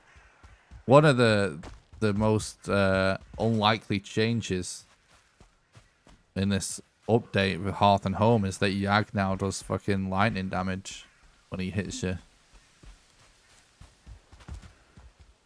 Which honestly is scuffed. I don't know why he does fire and lightning. Super weird, but he does now.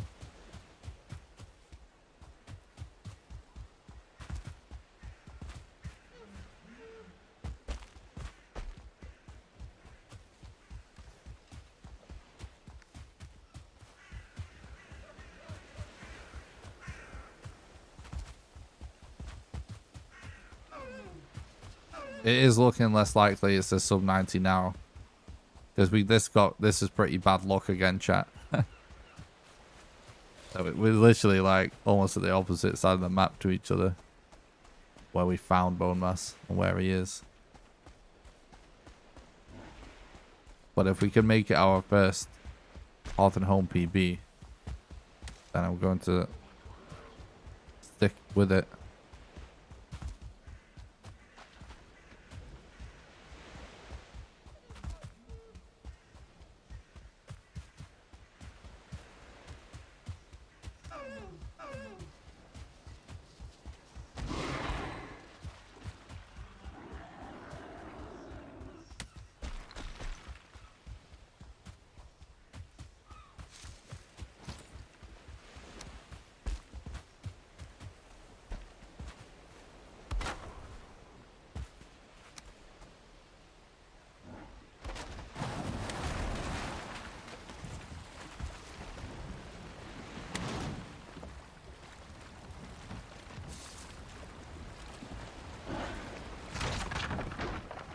Okay.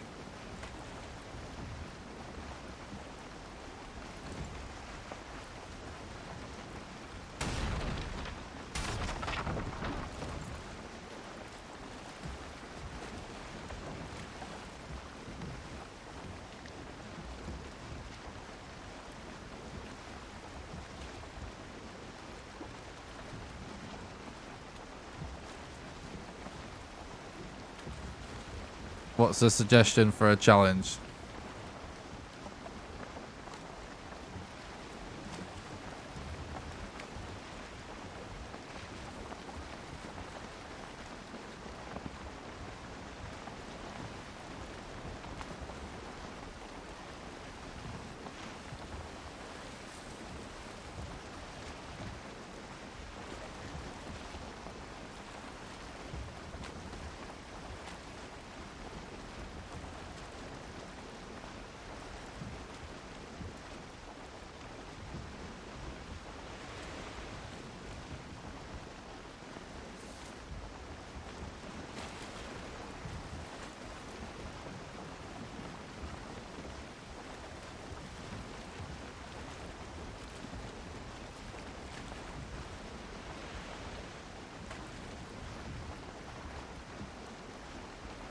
Summon all bosses at once by commands and fight them all at the same time. That's actually a pretty good idea.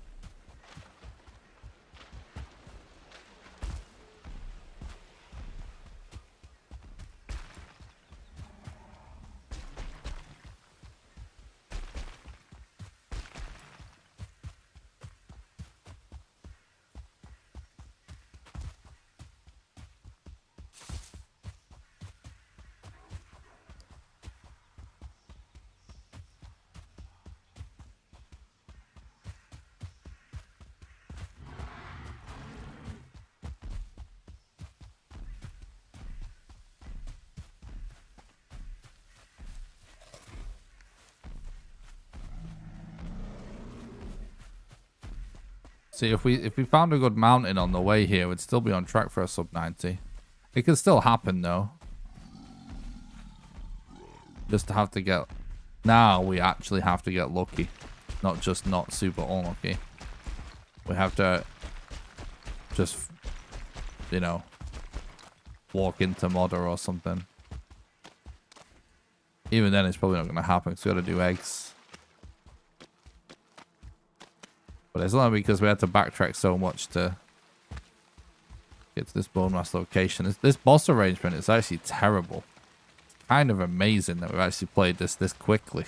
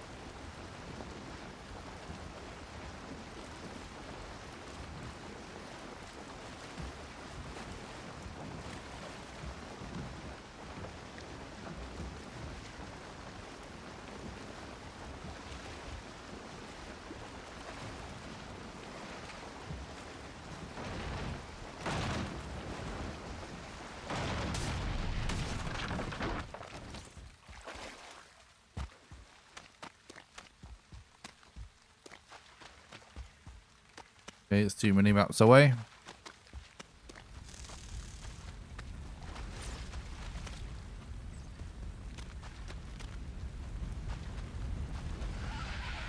What?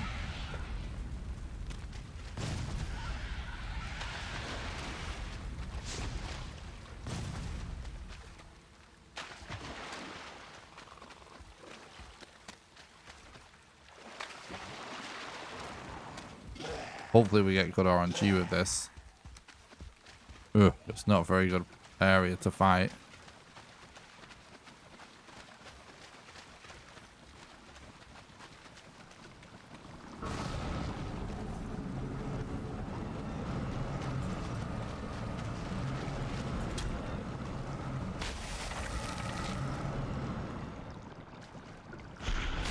That's good.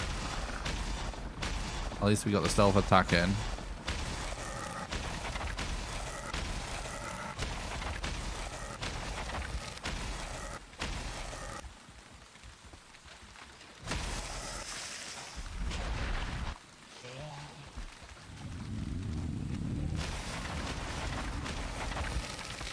Oh no.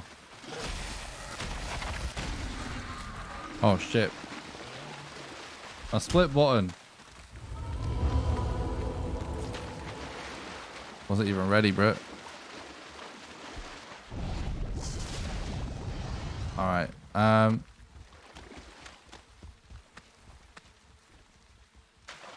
Did see a mountain somewhere. Pretty close.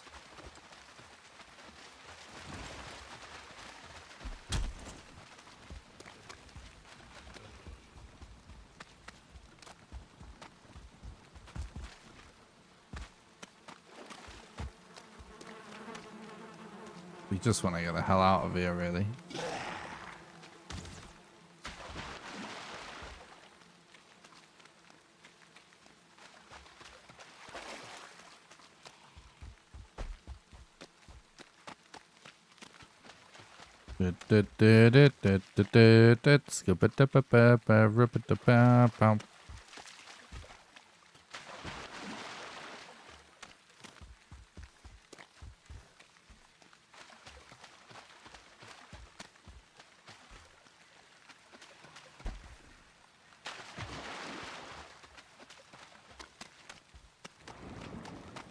Probably time to do this. All we care about is mountains right now.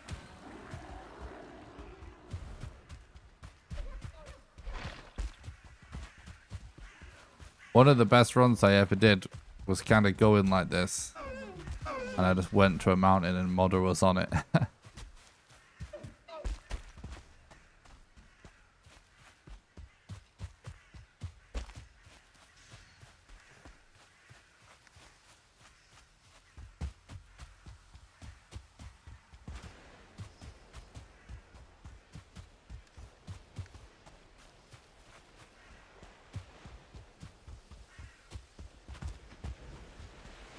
I will say we've had an alarmingly low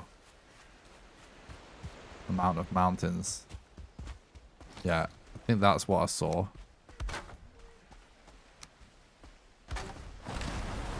We gotta just go for that for sure.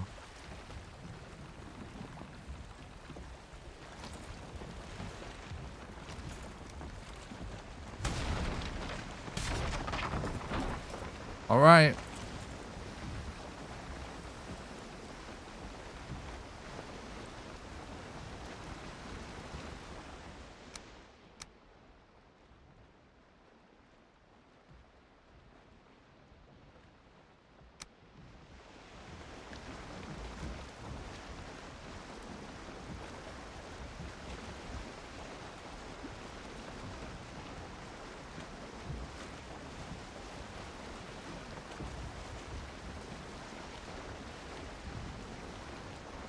Yeah, we've basically, I mean, it's fine.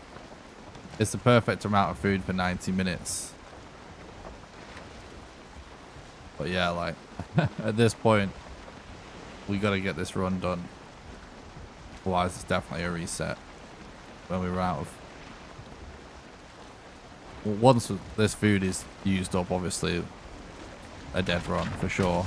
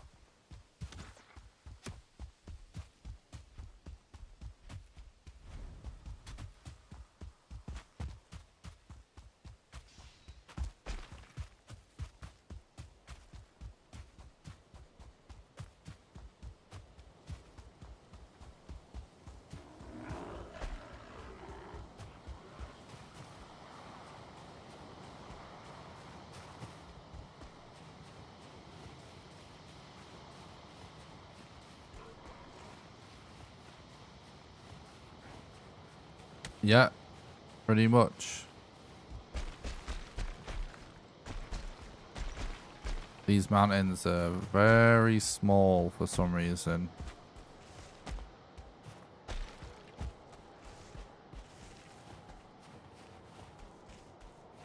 Well, at least they're mountains.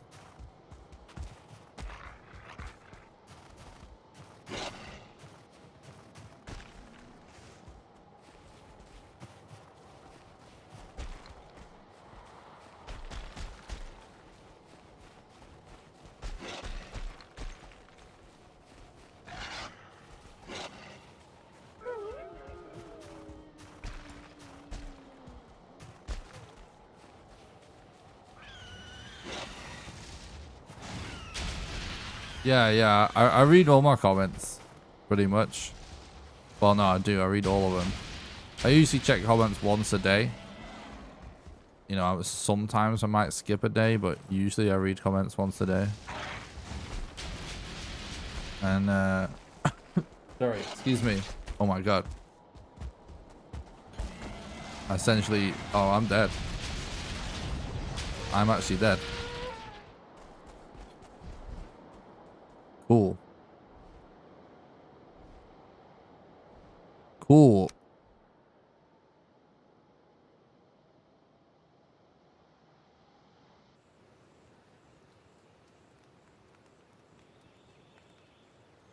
It was actually a shit run anyway.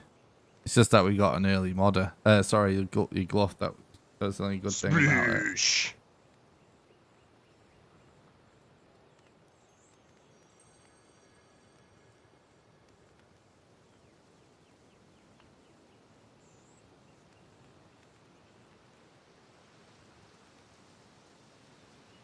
Right. Oh,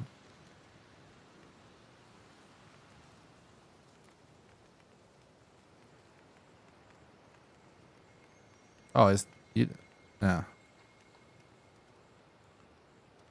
It's not a loss to lose a speed run.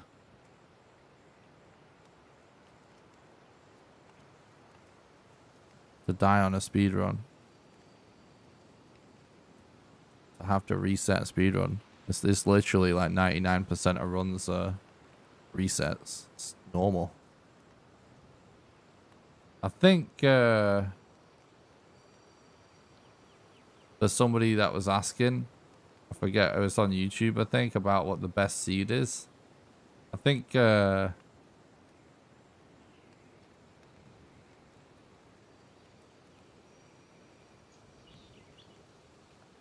this is actually the one. Let me check. I'll post it in the YouTube chat. I can post it in the Twitch chat as well for anyone that wants to see it. That's not it. It's actually just not it. What's going on? It's not even what I copied and pasted.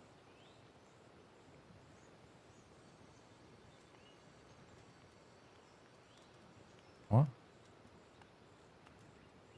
What's going on? Set seed. Seed.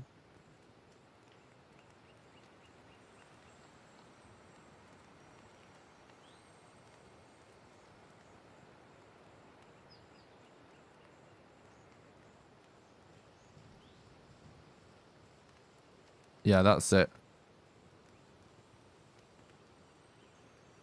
So this is the best seed ever.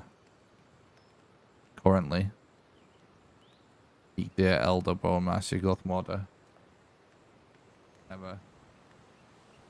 Currently.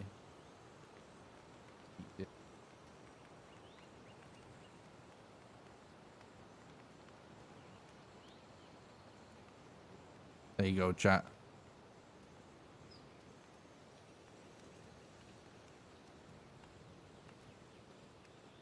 I feel like there was something else we're talking about. I don't remember. Alright, new run, let's go.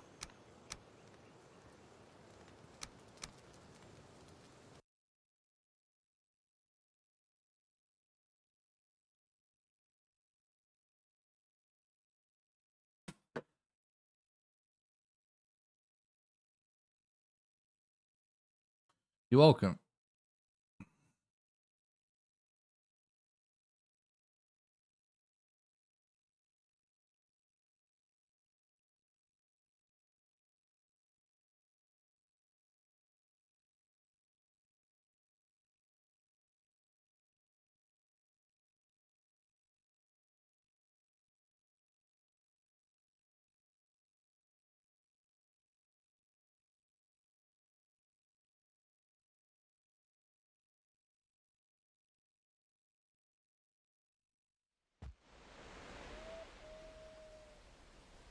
for adventure.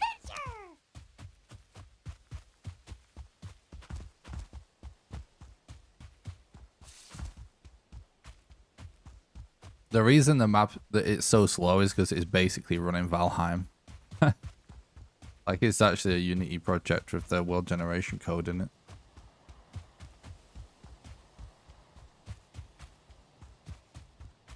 So not the most lightweight website.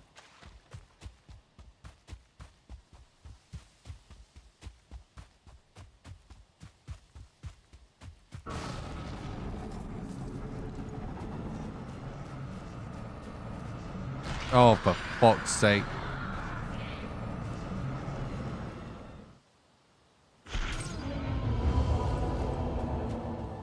Press the wrong button again.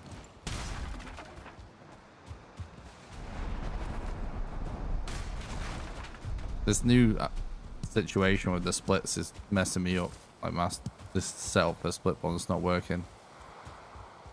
I'm definitely gonna try and buy one of those little macro pads or whatever, like we're talking about.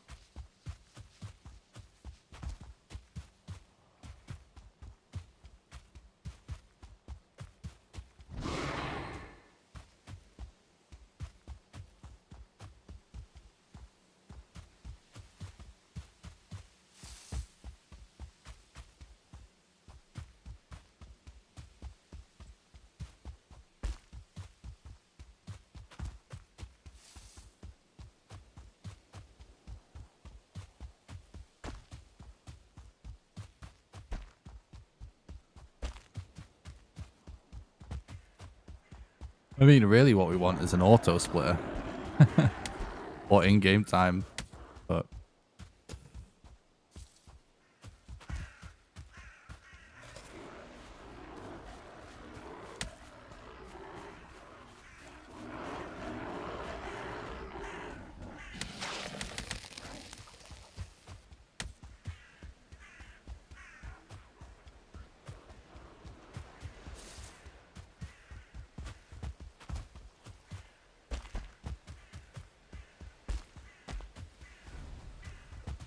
alright, that's a pretty fast burial chamber.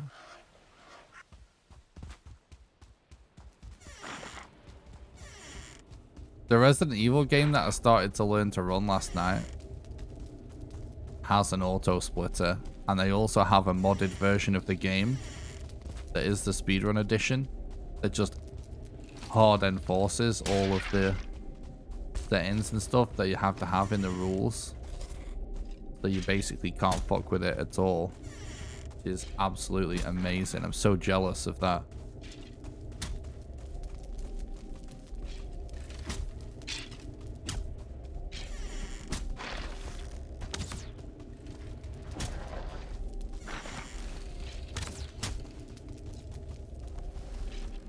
That is something that someone suggested in Valheim Speedrun Discord a long time ago. I mean, this doesn't actually matter. People drive me crazy when they talk about this kind of shit, but it would be cool though, to actually have a mod that essentially, you know, encrypts the seed to make it basically impossible to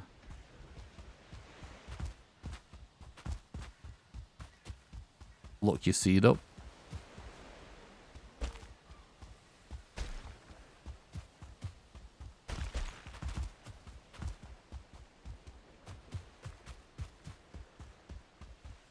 But no one has ever cheated in Valheim speedrunning yet, so like, I don't know, it's not that hard to tell someone's cheating anyway.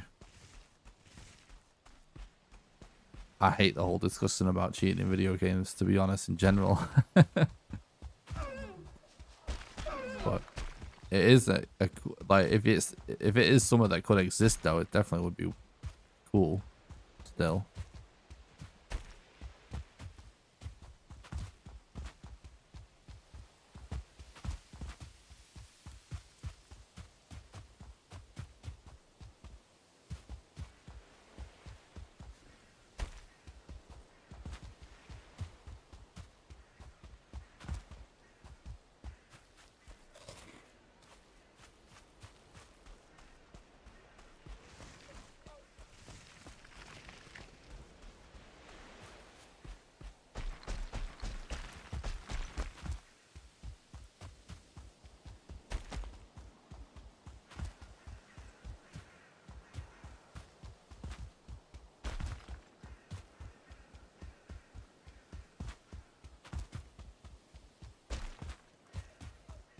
I know, right, Big?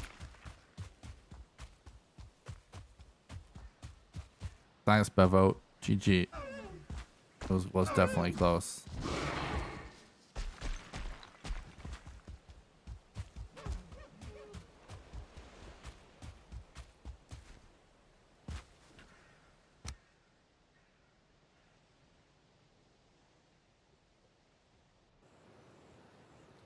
I think I'm actually gonna change.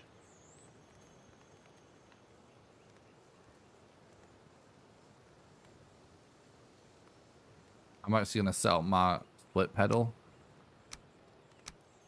Let's go. Because Sploosh. just having like a different thing on my desk and stuff is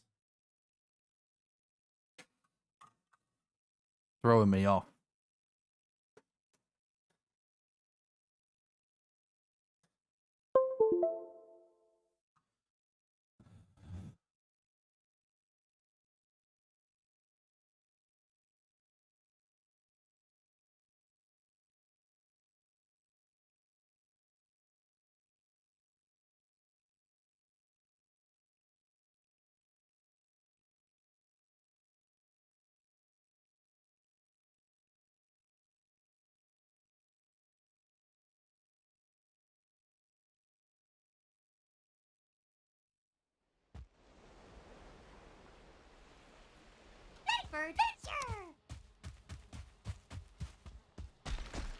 Even if this thing doesn't work, at least I'm used to it.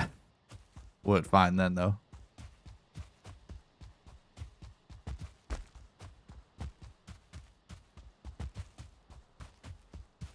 It's weird when you play something so much with a certain setup so much that even something as simple as just putting something else on the desk in front of you that you're not used to totally can throw me off, especially if it's making me move my keyboard or something.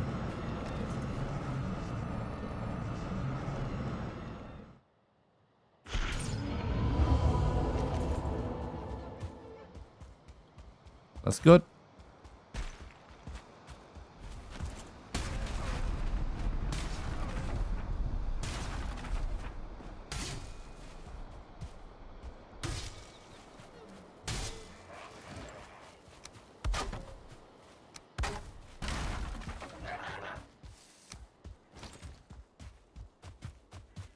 Here it grows already. That's awesome.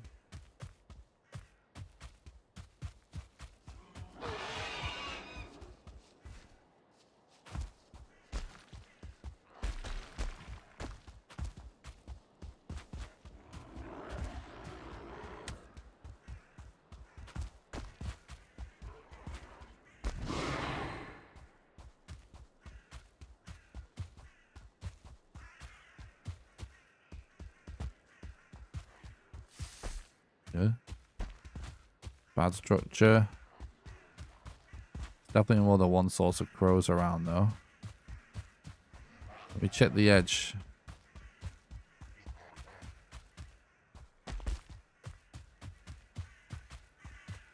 Okay, another bad structure. Unlucky.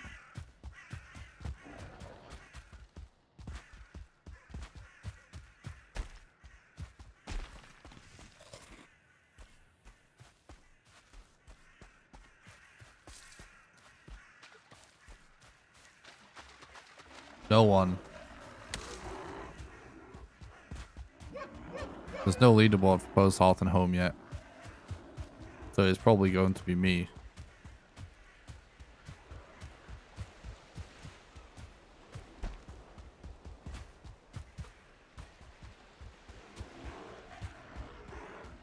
To my knowledge, no like legit runner is running this game anymore. And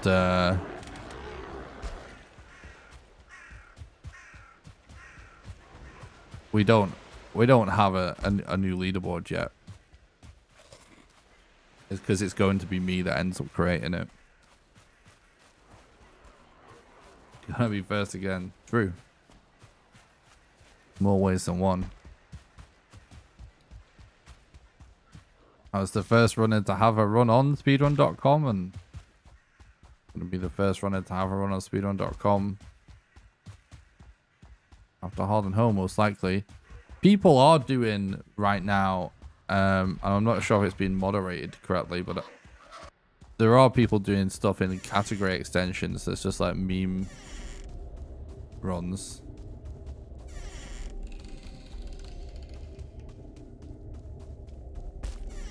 Just like first to get a certain item or something.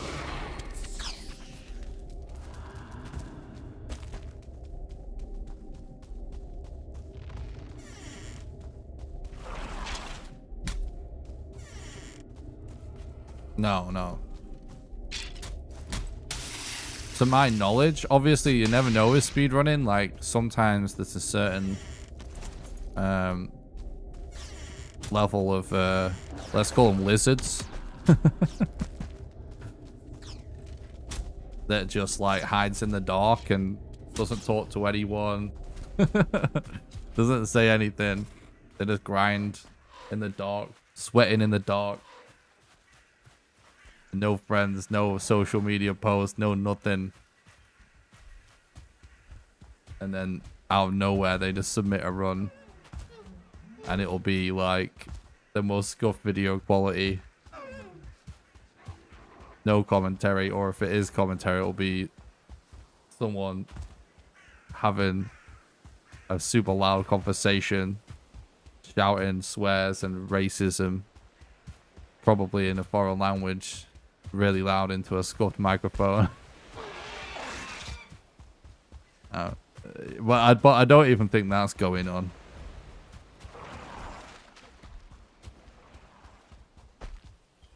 I don't even think that's going on. I mean, I'm kind of half joking about that, but I'm also half not joking. It's kind of a weird thing in speedrunning that exists. There's always those guys that aren't content creators that are just... They don't... They're doing it because it matters to them to be faster than someone that's better than them at something. You know what I mean?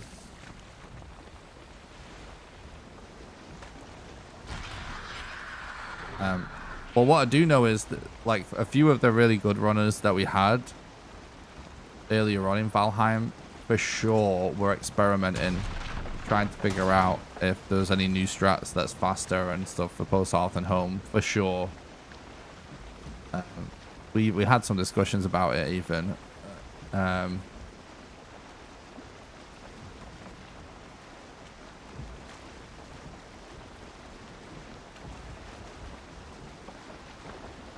And I think everyone just come to the conclusion that it's going to be harder and if anything slower, not faster, you know.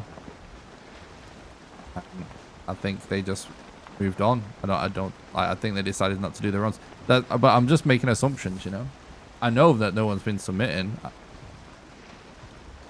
and I know some of the runners aren't playing Valheim. I know most of the runners aren't playing Valheim, so yeah, I don't think anyone's grinding runs, but there might be. It's possible that they will just try and beat my time, like once I get mine up. Oh yeah, Vishy answered the question. Yeah, damage to boats, so it's quicker to destroy it once we get to the shore.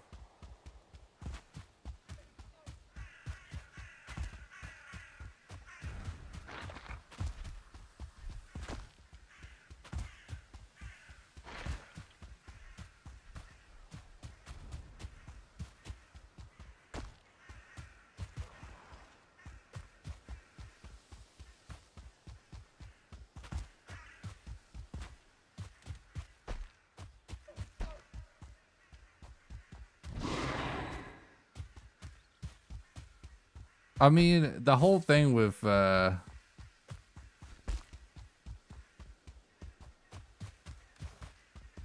runners that aren't streaming and stuff, that are not really doing commentary or anything either. They're just, it's all about the speedrun submission. It's not about being a content creator of any kind. Like, you always get that, and that kind of like in a lot of ways, it should be a thing because all that should matter is it being fast. But the reason when it's frustrating is for other runners like me that you're like aware of a lot of the runners and stuff, and like you're aiming for a specific time that you had in mind, and where that would kind of lies on the leaderboard, and then some guy just comes out of nowhere and you know, just a different time, which kind of means you're gonna like have to grind all over again, if you know what I mean. It's kind of, in a lot of ways, it's better to just wait until no one's grinding a game and then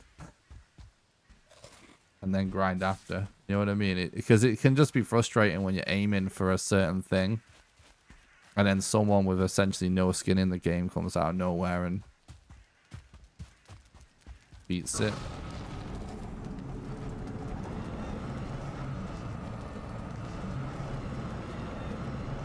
Which is fine, it just can be frustrating, you know.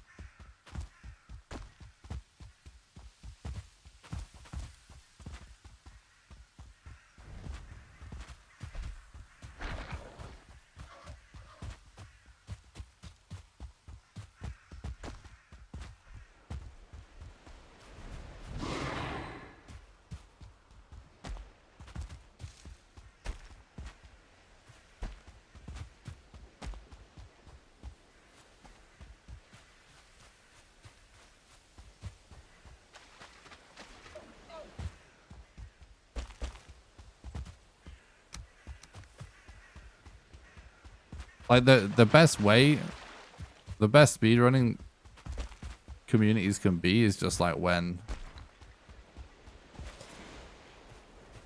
all the runners kind of talk to each other, even if it's just via a Discord or something, and share strats and everything. And everyone helps each other become better runners, you know what I mean?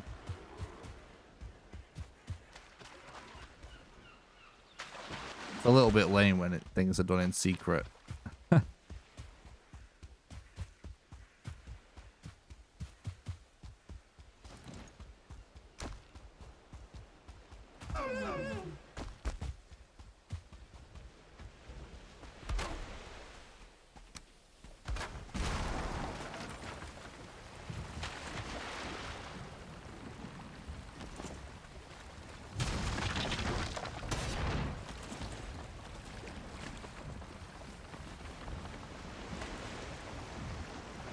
It's also a bit lame as well, like for people to just not submit until they beat somebody, if you know what I mean. I don't know. It's fine to work on your time a bit, but there's a certain point it just becomes a bit annoying.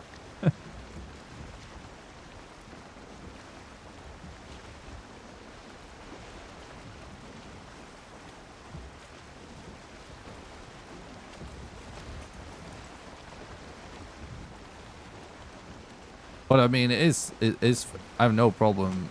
This is just my personal experience with it, how people are with it, you know? Because usually those types of people just want to show up and be disrespectful in your chat. If they just beat your time, they're usually kind of a certain type of person, in my experience, because I've had that happen before.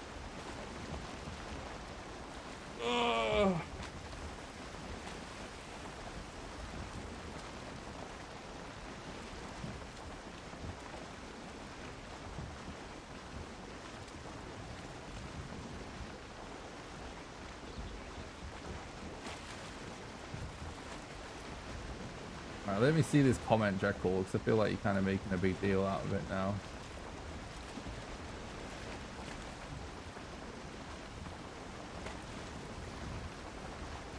I'm sailing towards this swamp, so I have a little bit of time.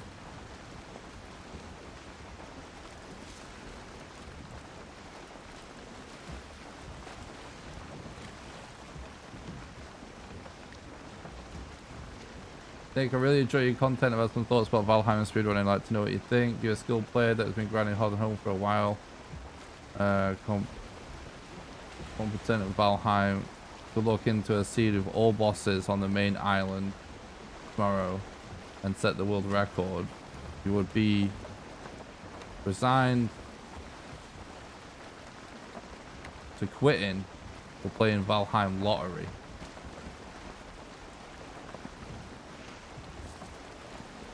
Maybe a different approach could help generate more interest and revenue.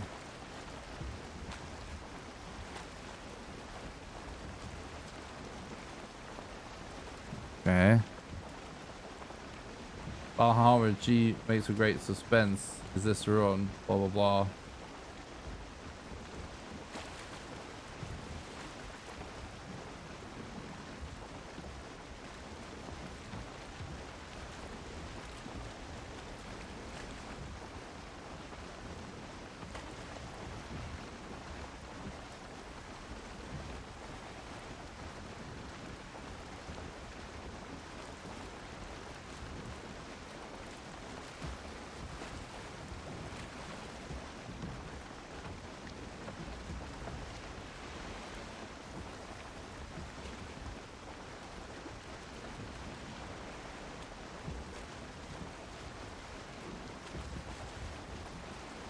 Yeah, what you're basically talking about is the idea of doing a speedrun race. Which is a thing.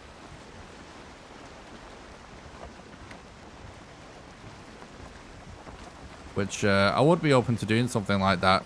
I don't have any money to provide as prize money, so I would never do anything like that. So if someone else would sort that out, that's one thing. But we just don't have enough runners. But me and Archie have talked about doing a race before. So we probably will do something like that eventually.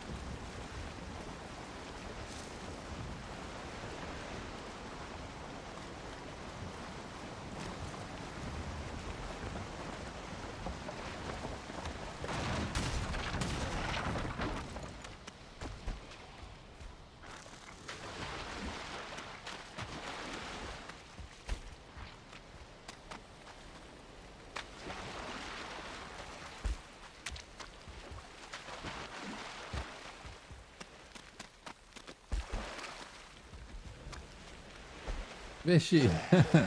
Thanks so much for the peach super sticker. Appreciate it, bro. You legend.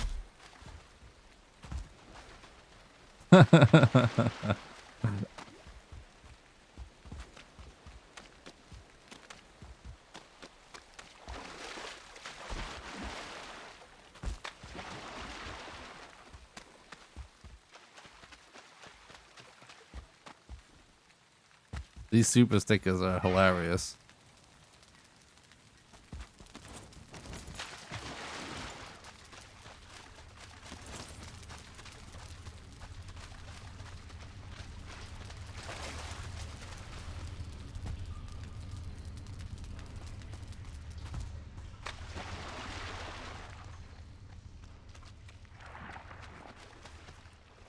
Is this closer than this? I can't really... Doesn't seem like it is, really.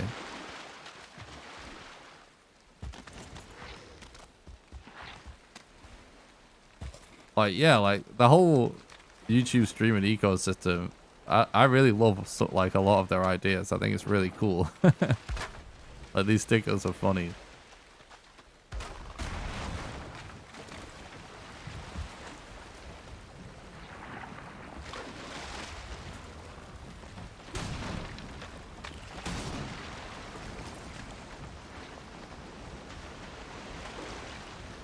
Yeah, it seems pretty equal, so I'm just gonna leave a portal. If it's equal, we should leave the Elder portal where it is, you know what I mean? Yeah, exactly. We might find some other bosses on the way. Pretty good chance we will, actually.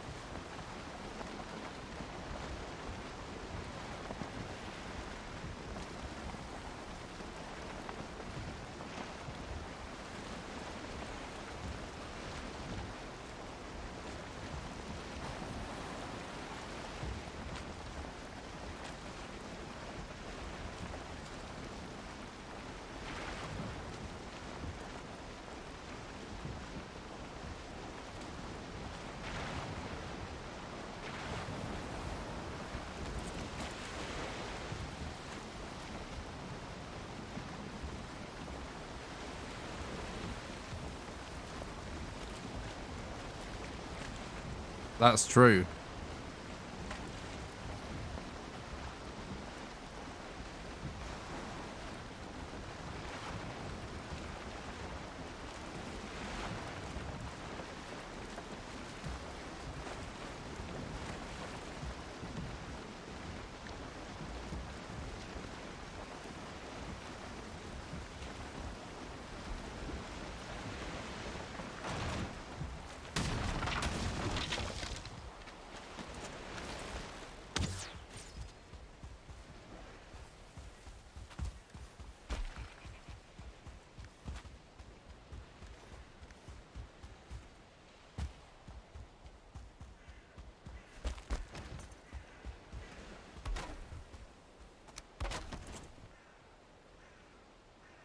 I don't actually know what portal we're at.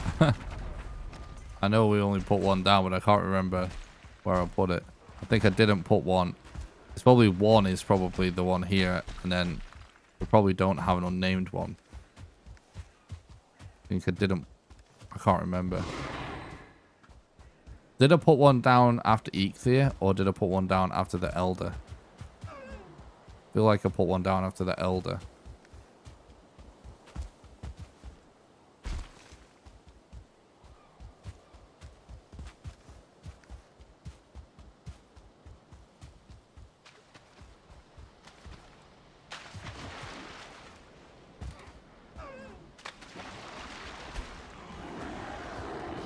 Because there's definitely one I didn't put down, which is fine, obviously.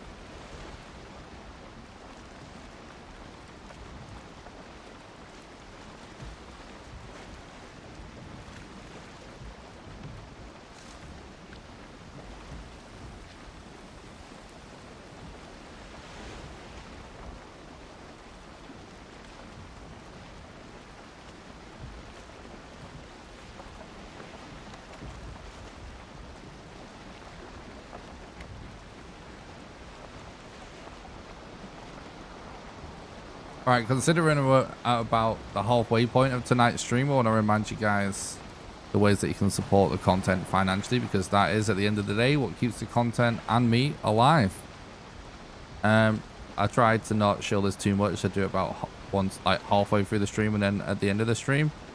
But anyway, the number one best way you can support the content financially is actually on Patreon at patreon.com/nickrawcliffe.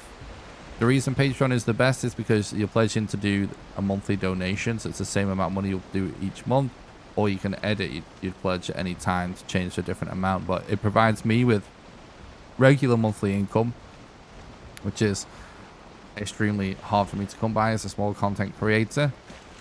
There's a link in the description on YouTube to the Patreon, or it's !Patreon for the link in the Twitch chat. And how it works is, for example, if you were to subscribe at the $1 level right now, you would donate $1 to me right now. And it's sort of like a Twitch sub, where you pledge a certain amount each month, but it can be for any amount of money, even as little as $1. Anyone that becomes a patron also gets invited to my private Valheim server that I pay for, that runs 24/7, and you get to play on there whenever you want with the rest of the community. And you also get invited to play Valheim with me live on stream when I do server streams. Again, link in the description on YouTube, !Patreon in the Twitch chat, the link. The second best way you can support the content financially is by doing donations. There's a link in the description to that as well, or it's !Donate in the Twitch chat. It's just a one-off contribution, but if you do want to do a one-off contribution, donations are actually the best way to do that, because it makes your money go the furthest, because PayPal will only take like a 3% transaction fee. And the third best ways you can support the content financially are all over on YouTube at youtube.com/nickrawcliffe. Because I'm a YouTube partner, you can actually become a YouTube member by clicking the join button below the stream. YouTube memberships work exactly the same way as Twitch subs, where it's like a monthly donation.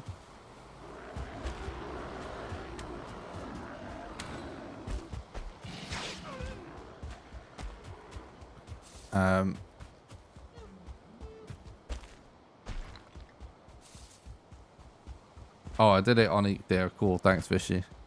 Sorry, yeah, where was I? Yeah, so it's sort of like a Twitch sub. In return, you get sub badges and emotes. And there are two tiers, a $1.99 tier and a $4.99 tier, so it can actually be way cheaper than a Twitch sub. Also, something that you get for being a YouTube member that you won't get for being a Twitch sub is starting this month, I'll be posting monthly exclusive videos just for YouTube members, and those videos are going to be behind the scenes content. So, is that your glove? What do I see there? No, it's the weird formation of rocks. So for example, it could be a vlog of me doing some kind of IRL thing, or it could be me showing you how I edited a certain video, or I could be showing you how I learned how to do a speed run, or I could be just chilling, showing you the kind of games that I play when I'm just relaxing, for example. The first exclusive behind the scenes video will be out this month, and it's going to be a vlog of me going to get fish and chips. Just chat asked for it for the memes, and you can also do super chats and super stickers in the chat like some people have been doing today, which I really appreciate.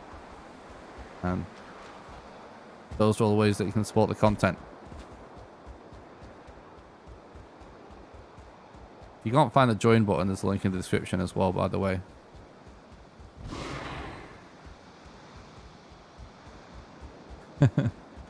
Fish and chips are amazing. I haven't had them in ages, and I've actually been trying to eat healthy as much as possible in preparation for eating these fish and chips.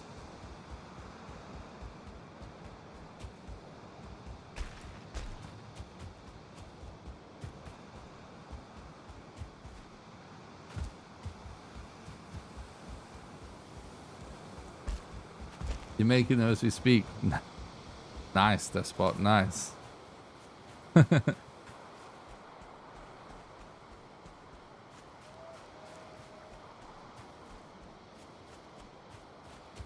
vegetarian. Give me some grass. What? Okay, bro.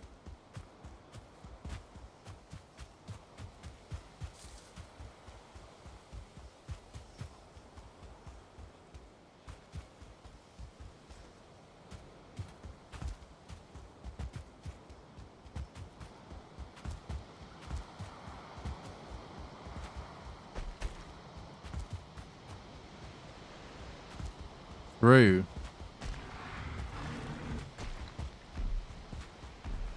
It's actually making me hungry even just thinking about fish and chips right now. I have to get some food.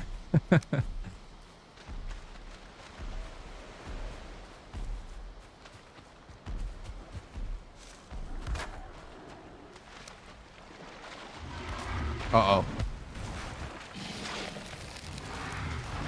Bro.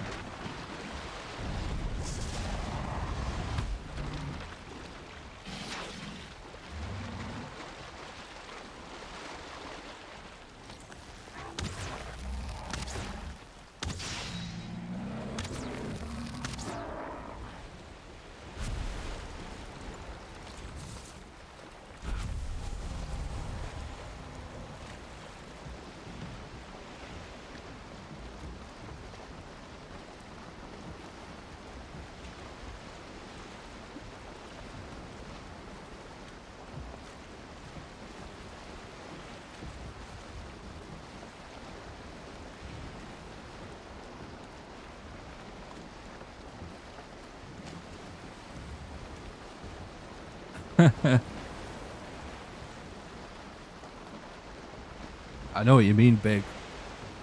Being able to smell what people are cooking when you're busy. I know what you mean. German question mark? No.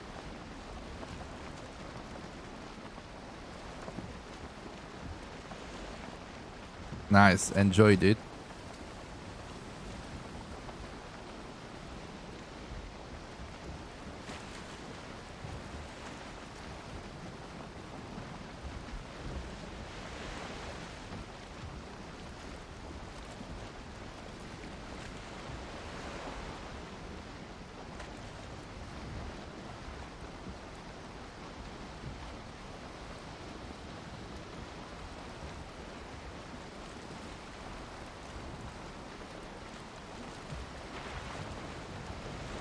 What's up though, Toasty? Thanks for stopping by. Hope you're doing good.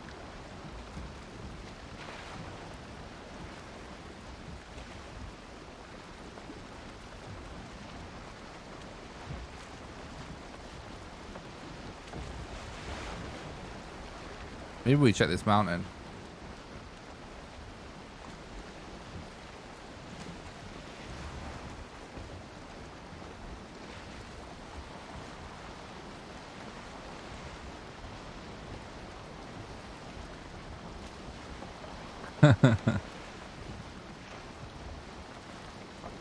Everyone's hungry now.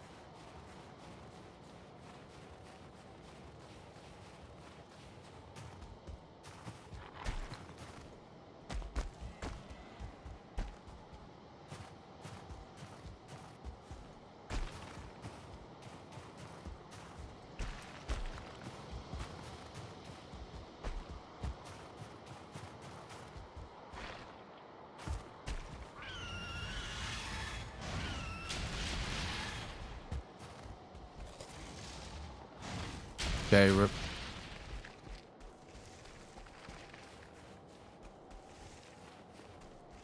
Ripperonis. How many hours do you have in Valheim? About 1,000.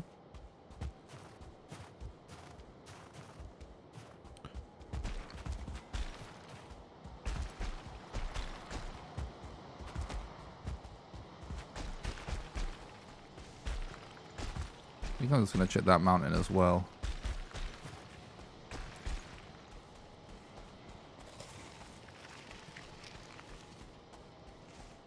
I add you on Steam? Nah, sorry, dude. I used to allow people to add me on anything, and it got too weird, unfortunately, guys. Sorry about that, but it got too weird. I started to get, like, weird spam, and then, like, people change the names all the time, and then you don't know who it is, and then they start sending you weird messages and stuff. So it became a bit weird for me to do it. I used to, but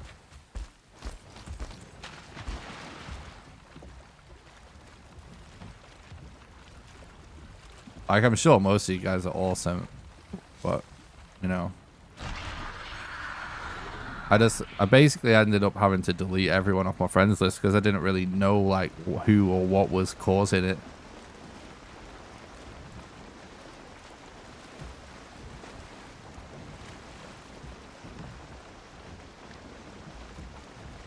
I swear at one point, someone, I don't even know if this is a thing on Steam, but I swear at one point someone was using bots to add to spam friend requests or something, and they were all, like, pretending to be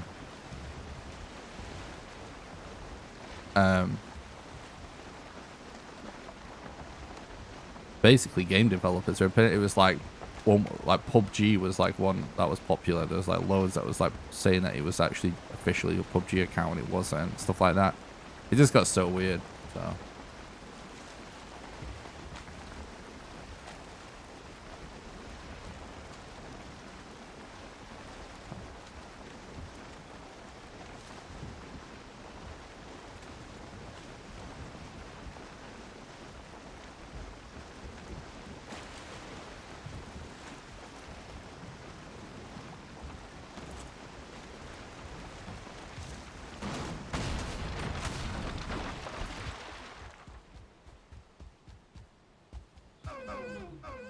I even delete close friends on friends lists and stuff if I don't message them all the time. I try and just keep it to people I actually end up messaging and playing with, if that makes sense. Or people that are just, like, non-intrusive. So yeah, I even just remove friends, like real friends.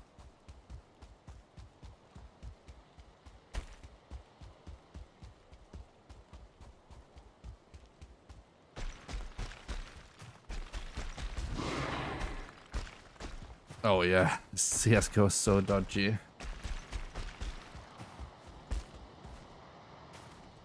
Well, it's a great game, but yeah, like, there's so much crazy weird stuff going on in that community, isn't there?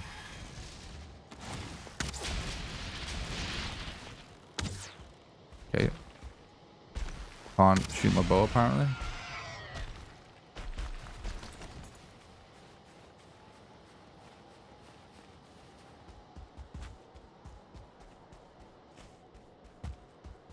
Uh-oh. Yikes.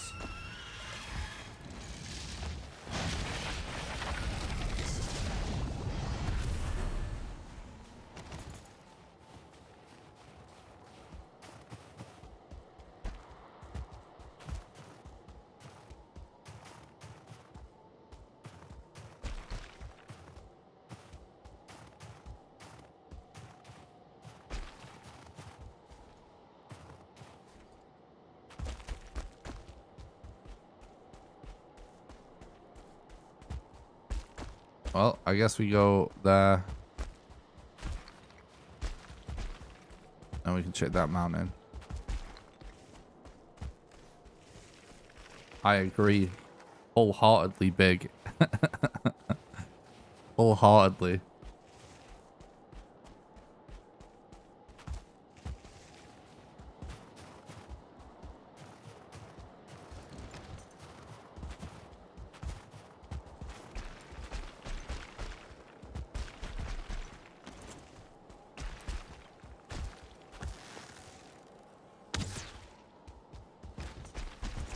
I'm also just not a fan, you know, of like all these like what? Jesus, if it wasn't for the one further away, I never would have seen that coming. You know, like on all these platforms when you get a notification every time someone comes online or they start playing a game and stuff like that, that just drives me nuts. Steam used to be better about how it allowed you to customize those. And obviously now you can basically start to turn the overlay off completely, but yeah, like that drives me nuts. So it's another reason why I like to have like small friends lists. Like I'm one of those people that I try and just turn notifications off on it, everything.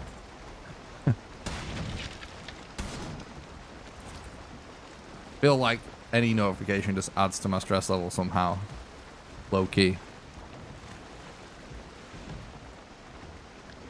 I'm searching for the modder.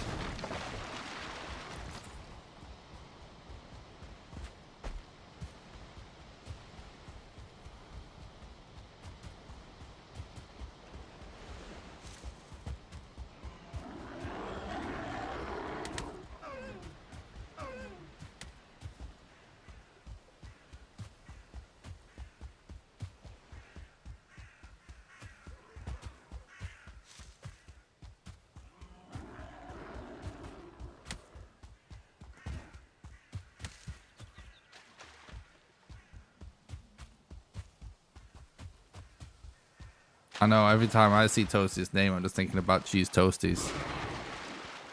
It's definitely time to eat, I think, after this run.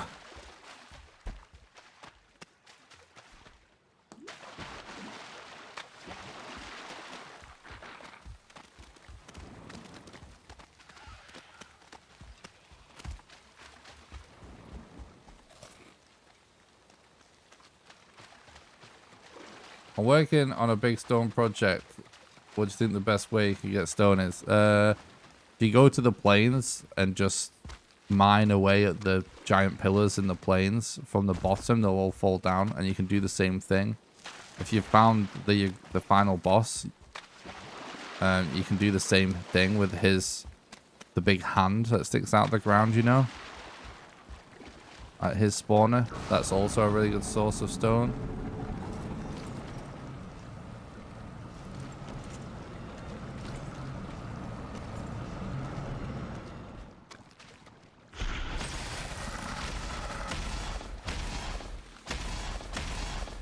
You're welcome.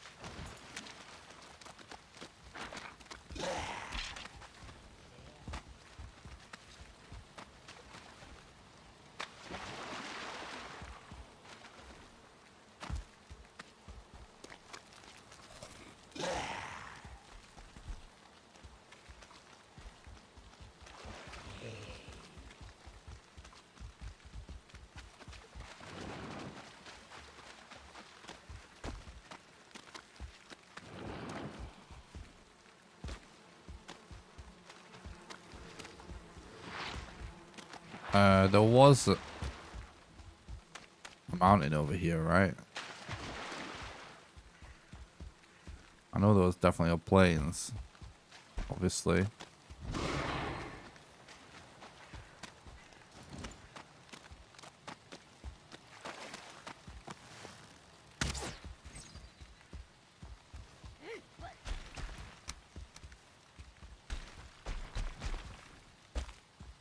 Yeah, this is it.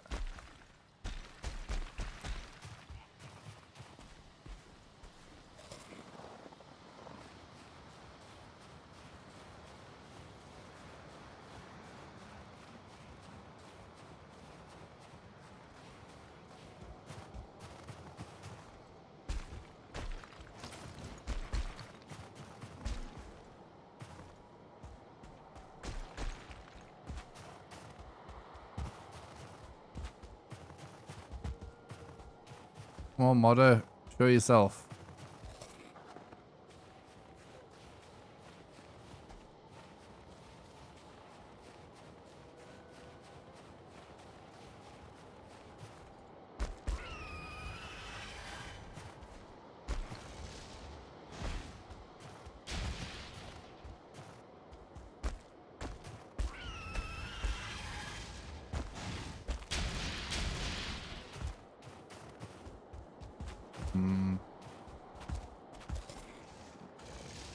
Mountains we've been finding are pretty small so far.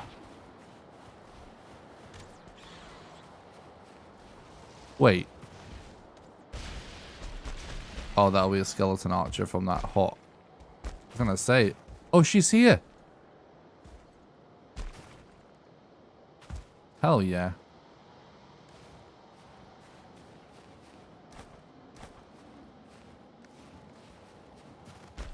Well, all I'll say is there better be eggs, because I might rage quit. I won't rage quit. I don't really do that, but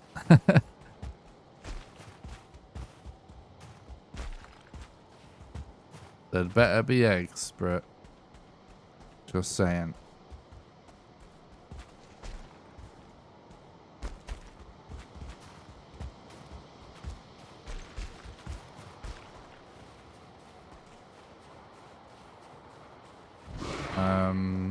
Can maybe go this way. I feel like there's definitely a couple back the way we came.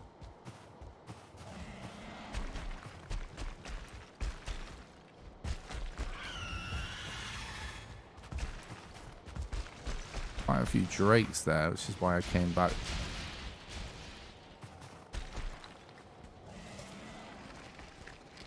All right, let's go.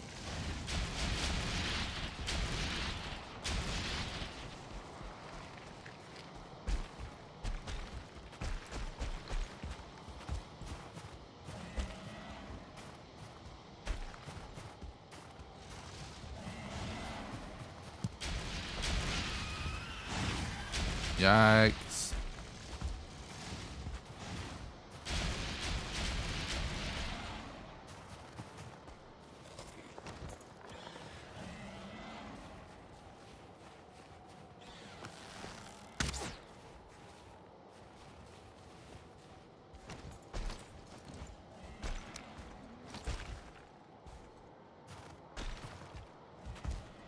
Okay.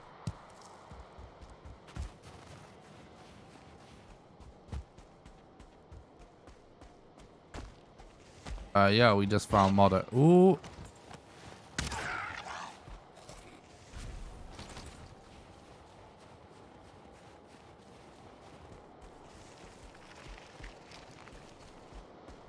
I have a horrible feeling there's not enough eggs on this mountain, though.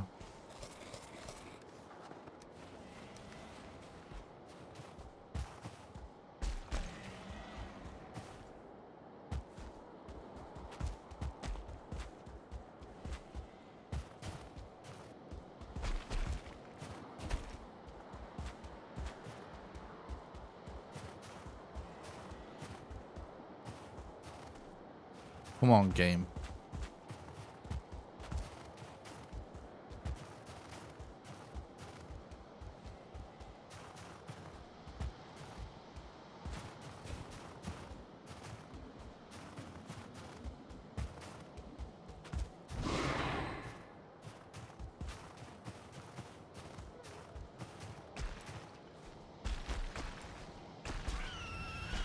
You know, I'm kind of looking for another mountain close because probably be worth going to a different mountain.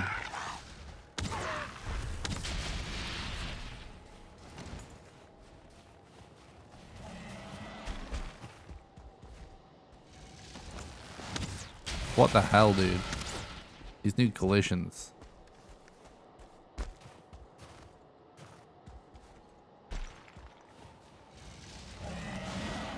There's a reason why I hit my shot with every enemy except for the Drakes and Modder, basically. Because they've changed the collisions. So I was not used to it. Yeah, it looks like we've got one egg.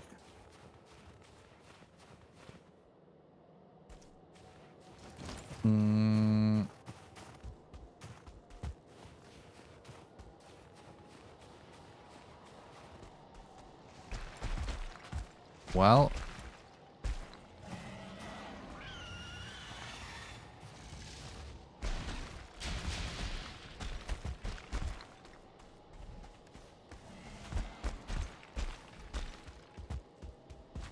we can try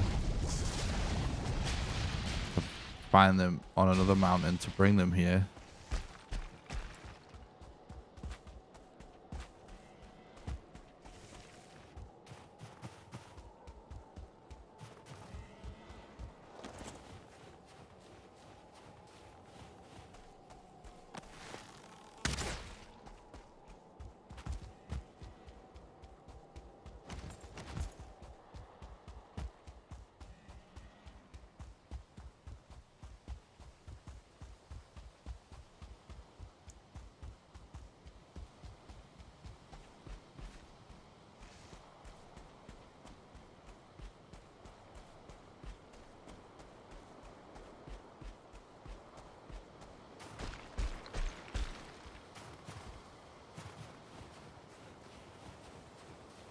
Nice mountain.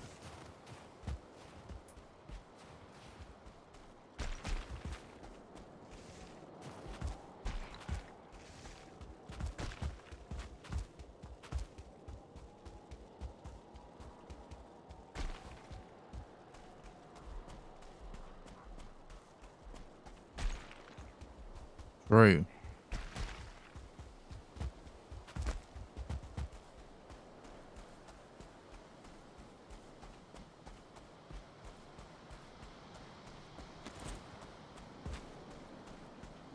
Definitely appropriately named.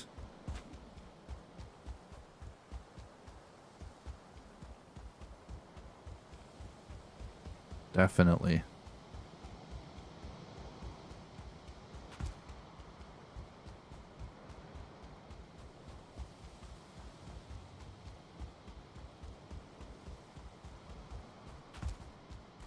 Okay, got a stone circle here.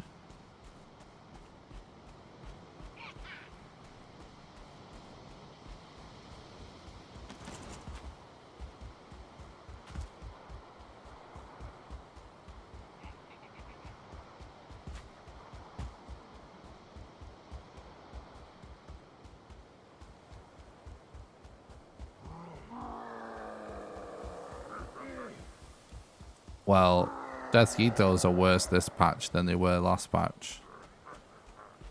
Just objective fact.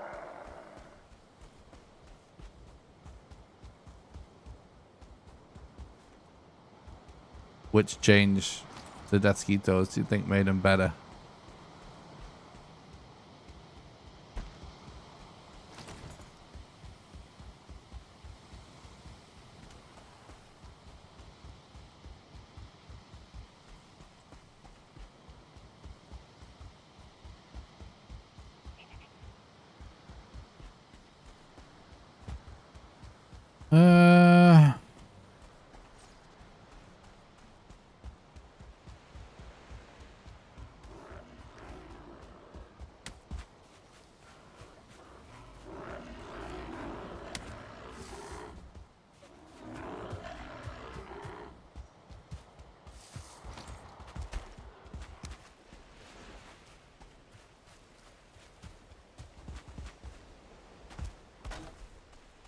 It's probably going to wind up being a reset, but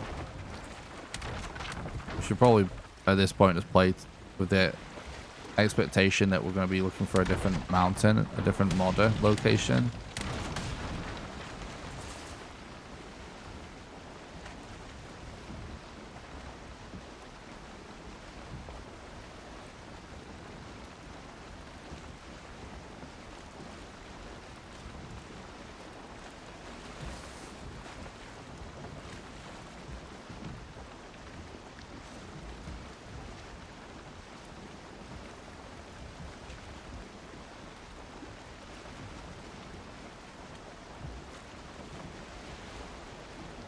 Oh, okay. I see what you're talking about. Well, the reason they're worse anyway is because they used the way that AI cycle used to work is that you used to be able to basically, if you kept running for a certain amount of time, there's something with their AI where they would kind of like turn around for a second and then come back later, which meant that particularly if you was fighting several at a time, it would give you a chance to like quickly draw a bow and then when one stops you turn on the other one, if you know what I mean. But now the way the AI is, you know, it basically on this speed run specifically, where you're running around by 36 armor, right, which is much lower. If you get more than one in one spot, it's just a reset basically. There's not much you can do about it anymore.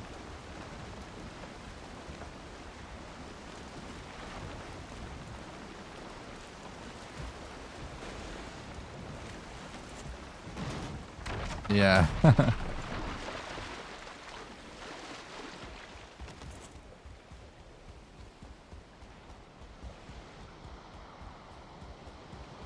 Morning, Angela. Thanks for stopping by. Hope you're doing good. I'm great, thanks. I've been great.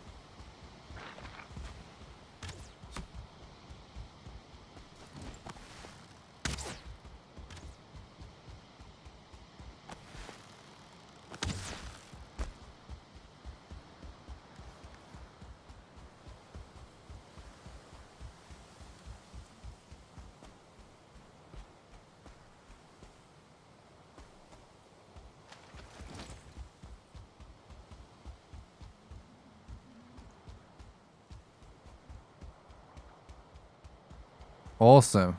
I was going to ask about that.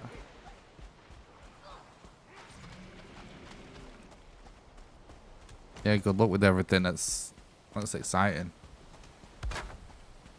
The process of moving can be kind of annoying, don't get me wrong, but I kind of love moving. I love the whole like experience of feeling like it's kind of a new start in a weird way. It's awesome.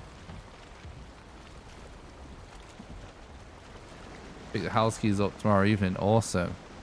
Congratulations. It's going to be awesome.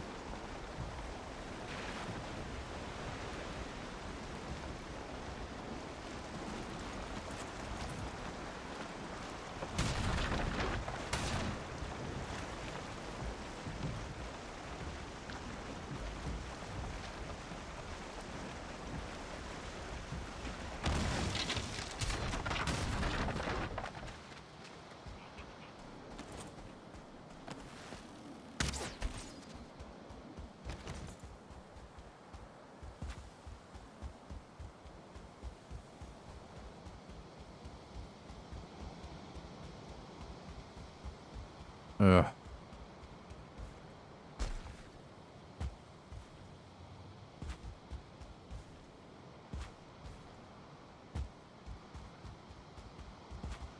Imagine they made the last boss on that big ass tree above us. That'd be awesome.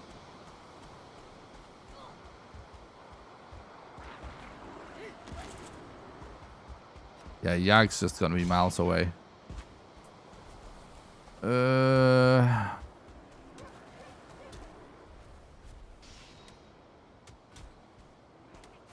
We might be better off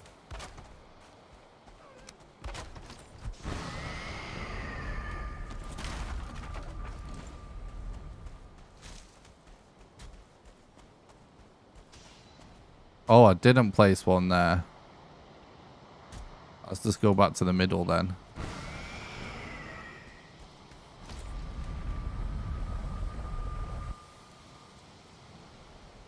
It's still like there's Yag's gonna be miles away. We've had so many stone circles, there's no rune. Most likely miles away. And literally last night, the last run we did last night, when I did this, it actually totally worked. It's just I reset when we're right in front of a cloth without knowing. And obviously that modder is not possible because there's no eggs.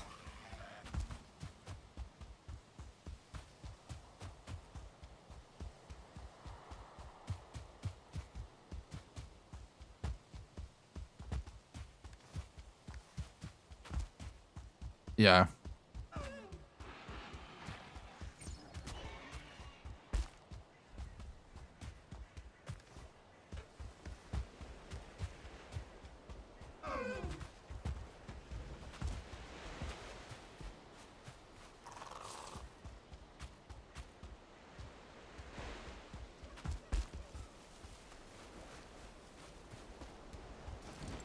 So yeah, before we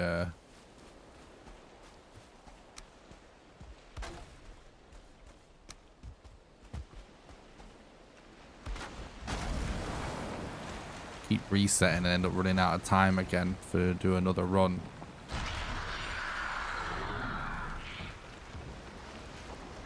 Let's try exploring this direction.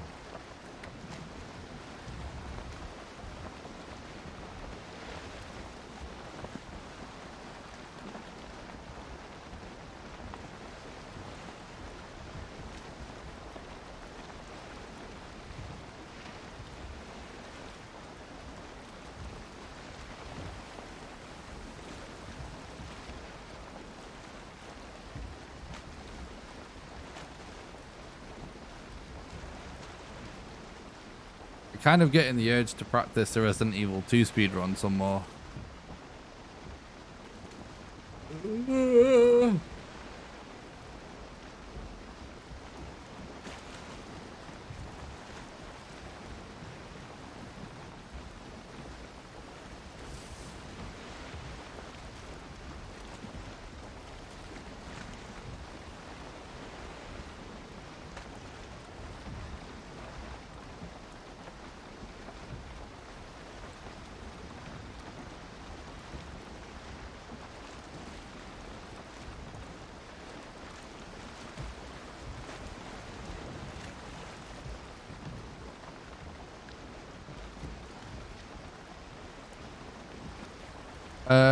I don't really have time for many hobbies outside of gaming, but because of my time spent doing content creation, but I like to meditate. I like to work out.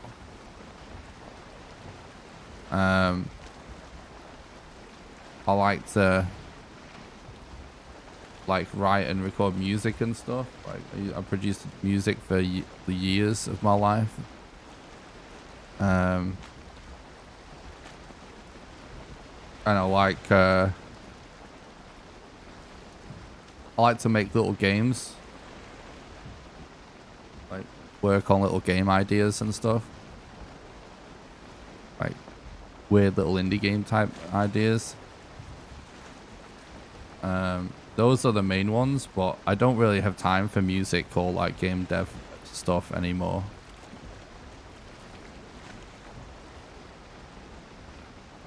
I'm trying to do my main hobby as a job, so it's awesome. But it doesn't leave a lot of time for my other hobbies.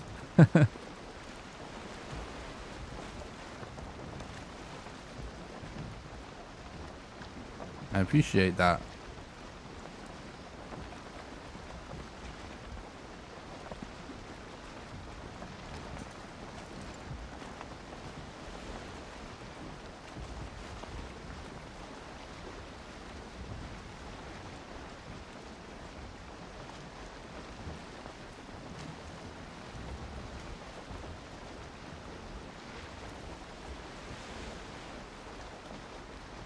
This is my job. How would I ever have time to do a job on top of this? This is all I do. I do content creation. I make videos. I do live streams. Do shorts and stuff.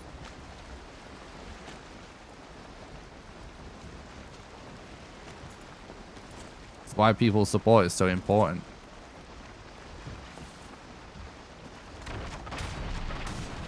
My only source of income.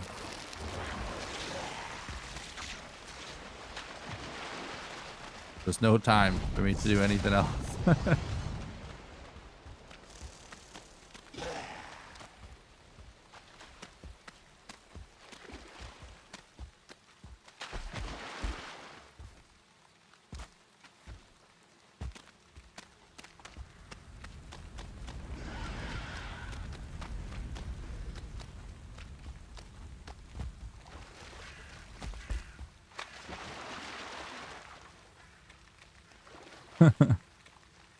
No, I was a game developer for a few years before doing this, and I was made redundant, and then I had a lot of health issues and stuff to address. And that's actually when I started to do this content creation. So I always wanted to do it. I'd already like dabbled a little bit in videos, but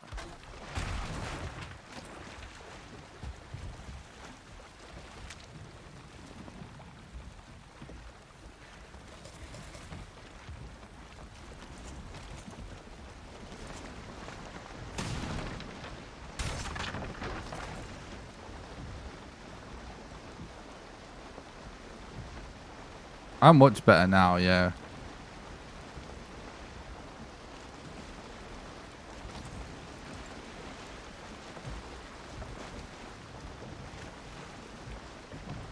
Still not like 100%, but I'm much better.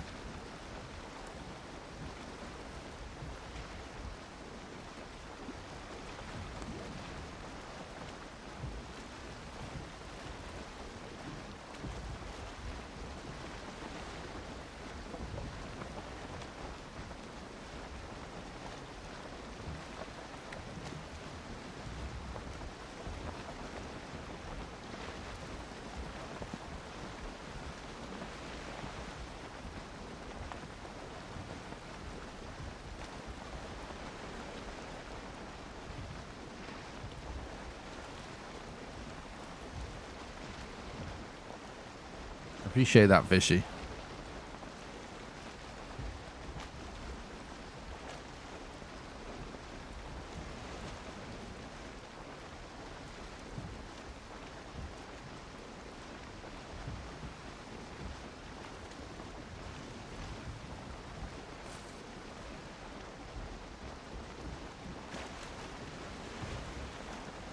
But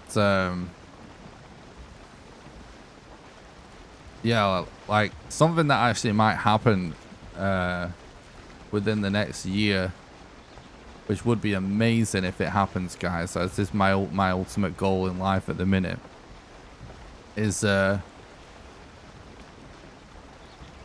friend of mine might be buying a house,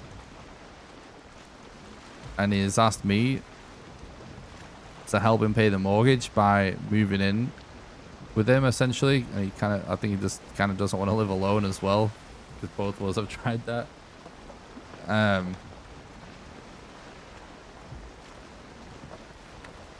Which will be like relatively cheap. So there's a chance that I'll be able to afford to do that. From the money I earn doing content creation, which that would be amazing. Like if I can just live with a friend from the income I get from content creation, that'd be amazing. We're not quite there yet, but it's looking like it might be possible eventually.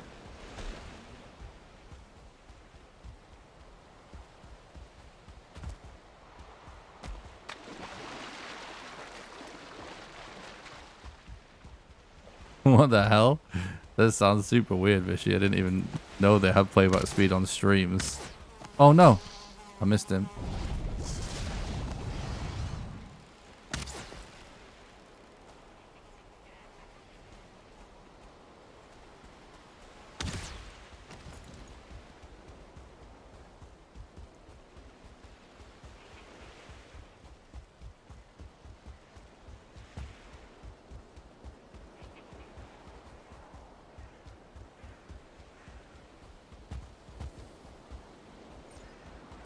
But yeah, if that happens, it'll be like, it won't like affect the stream that much, but it will be cool because the plan. So my friend works from home with his own business also. So we spoke about sort of having a bit of a joint office.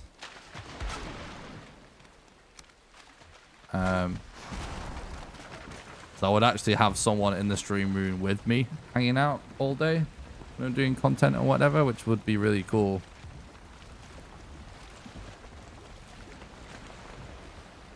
So you would get to meet my friend.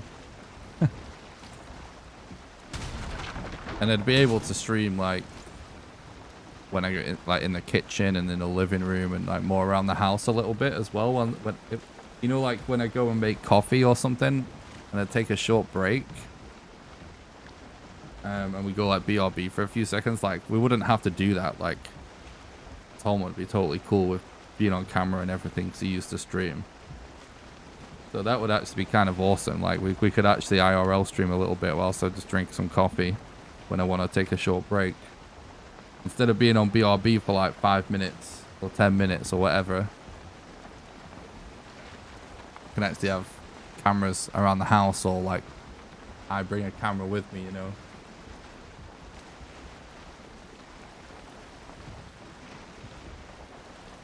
We can just chat to Tom for 5 minutes or something. You know what I mean?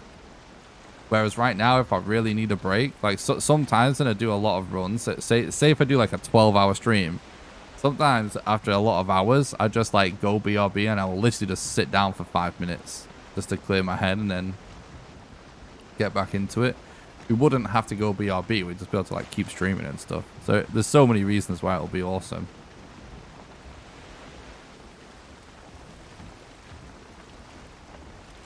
Yes, it is a full skill character, yeah. There's a link in the description to the speedrun.com page that explains all of the rules and all of the categories for Valheim Speedrunning, including this category. If you want to find out more information about it. No.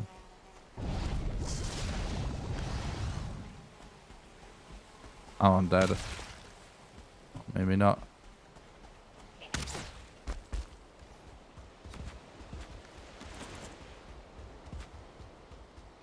I was looking for either your glove or for Modder, really.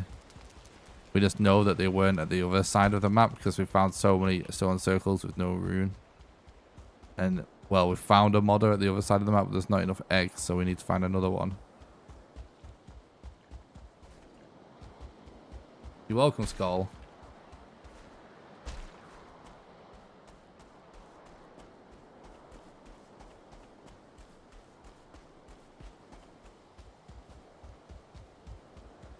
It's obviously going to be a reset most likely, chat, but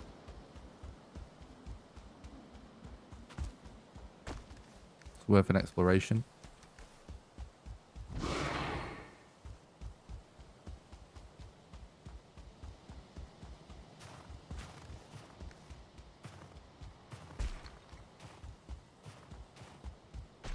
Yeah, we could actually, like, if I do end up moving in with my friend as well, like, we could potentially sometimes do some co-op occasionally on stream.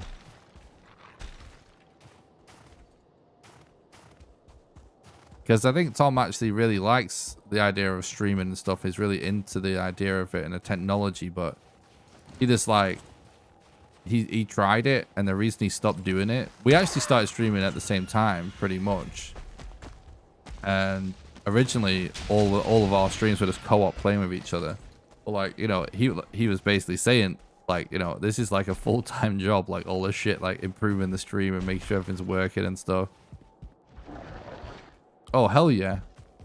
All right. And, you know, he's already had a very busy job, so. But I think when we spoke about it, he actually likes the idea of us doing stuff on my stream occasionally together.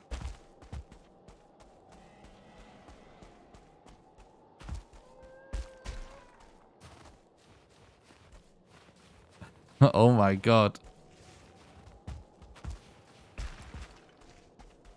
I guess you're just gonna have to eat all the cake, Fishy.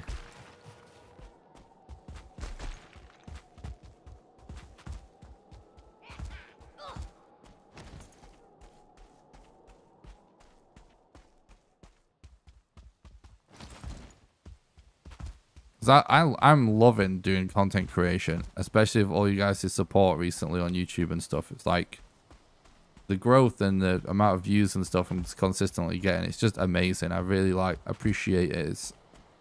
If things stay like this, as long as I keep growing at this consistent of a rate, you know, I will be able to have my dream of just being able to earn a good enough living to get by doing something I love.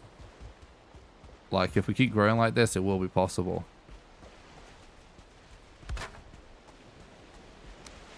But it is very time consuming. I am so much more busy now doing content creation than when I was doing, like, basically more than full-time hours doing game development.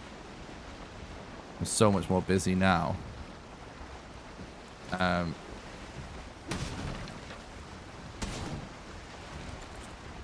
Like, you're just busy doing stuff that you enjoy doing more, you know? You're very busy. And I love it. But one of the things about it is like not much time for that much of a social life.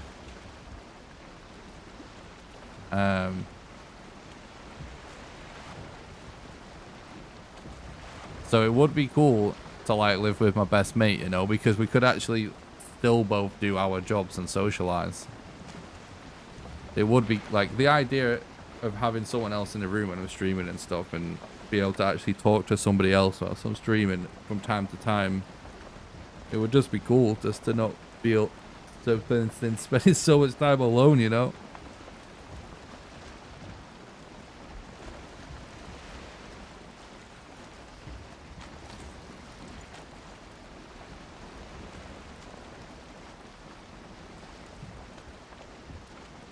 One day like this, it'll increase. Oh, I appreciate that. If it does, that would be amazing.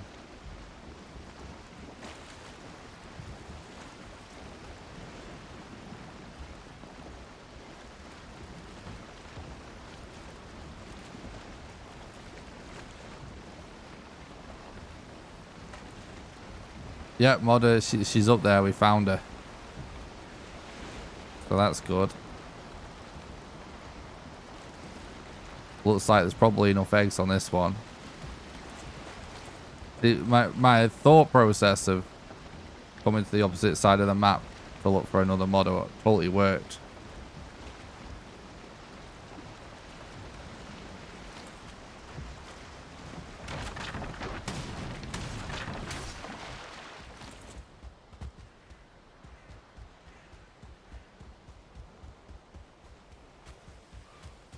Yeah, that would be amazing, Vishy, if it does. It would be amazing. But yeah, and you're probably right. You're probably right. But I have been streaming for about 5 years, I think. Maybe a little bit longer. And I've been making videos longer than that. And I basically only grew at a snail's pace, and like on a month-to-month basis. On a month-to-month basis, I was growing, but it was very slow.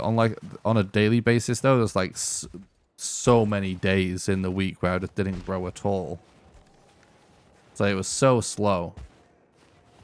And then Valheim came out, and I grew more in 5 months than I did in 5 years, basically.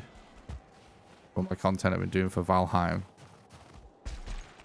So I've done this for a long time. I've been doing content creation longer than some of the most famous content creators that do it. That's the crazy. That's like I've been doing this shit way longer than like Dr. Disrespect. I think even longer than Shroud.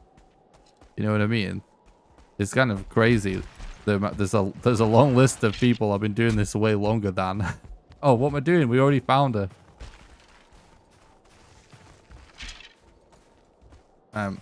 And anyway, what I'm saying is, like, I know what it's like to just never grow. And even at the rate we're growing now, it's so consistent that it's like,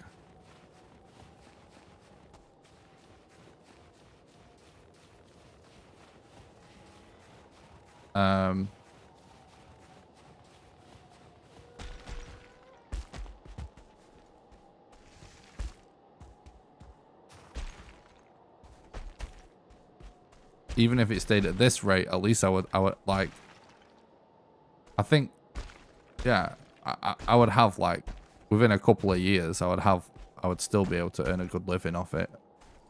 You know what I mean? So even at this rate, it's really good. Check the link in the description. Oh, I am growing. I'm not saying that. I'm saying at the rate I'm growing now.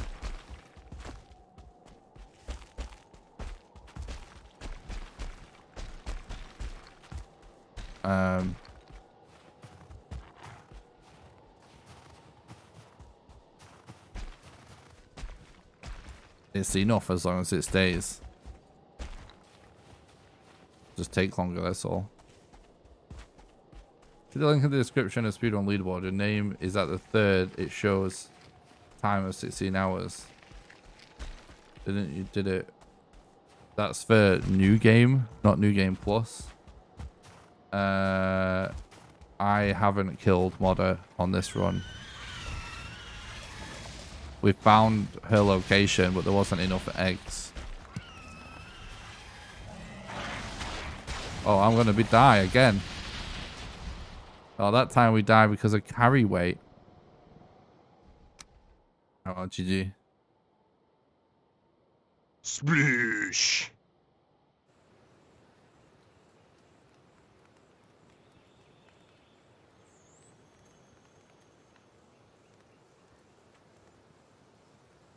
Oh well. It's kind of... We might not have found your glove anyway. On that run.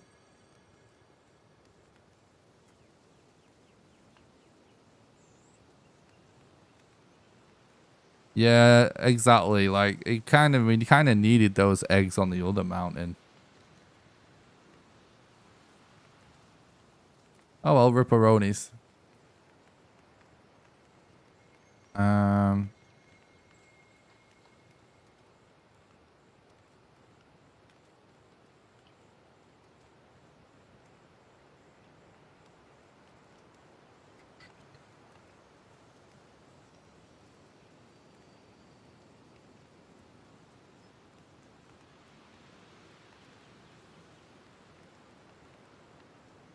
I think I'm gonna call it, chat.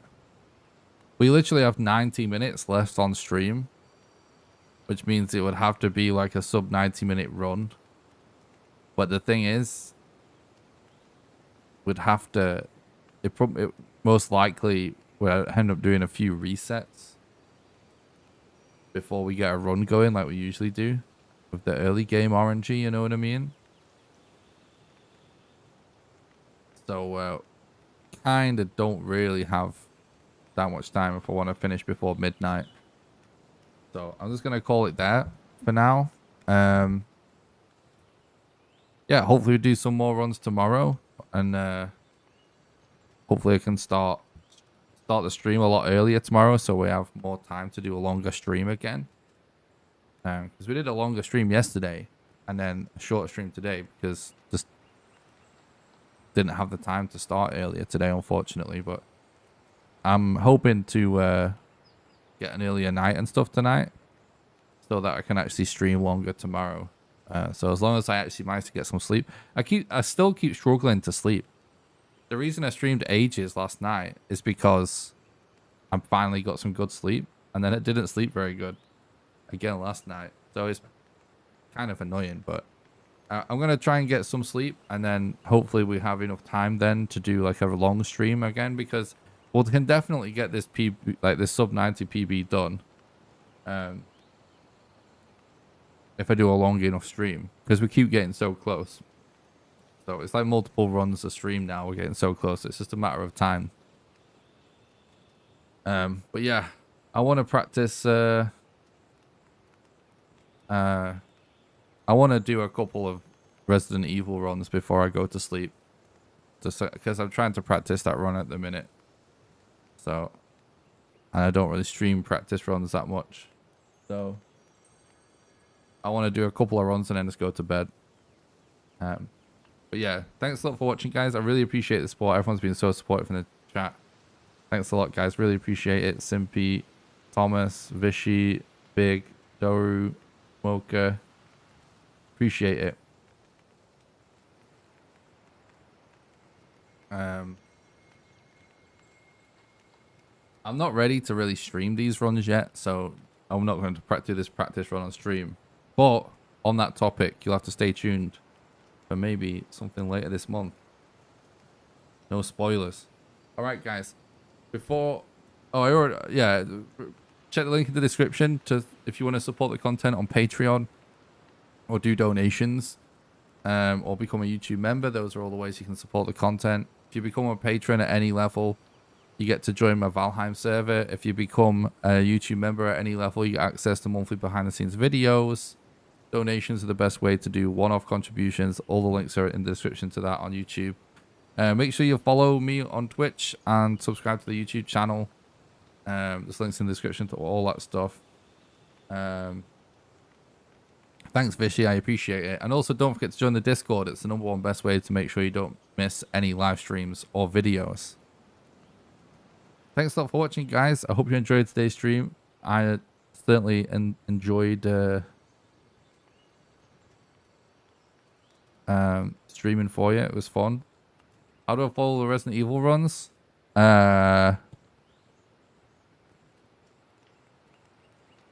I will stream some Resident Evil runs once I've had a little bit more practice. I literally started the Resident Evil 2 run last night, so it's not ready. I haven't learned the route yet. Once I've learned the route, I'll stream it, okay? And then you can see it. I have some Resident Evil content planned.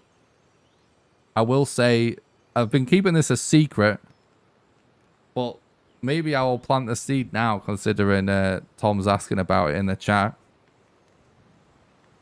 There might be a specific day this month where it might be particularly appropriate to do some Resident Evil content. That's all I'm saying. So I'm working on some stuff. I'm doing some practice. All right, thanks a lot for watching, guys. Thanks, Chancellor. I appreciate that. But yeah, once I've learned the route, I will start doing Resident Evil runs a little bit more regularly anyway. I just need to learn the route first. But all right, guys, thanks for watching. Have a good night. Bye.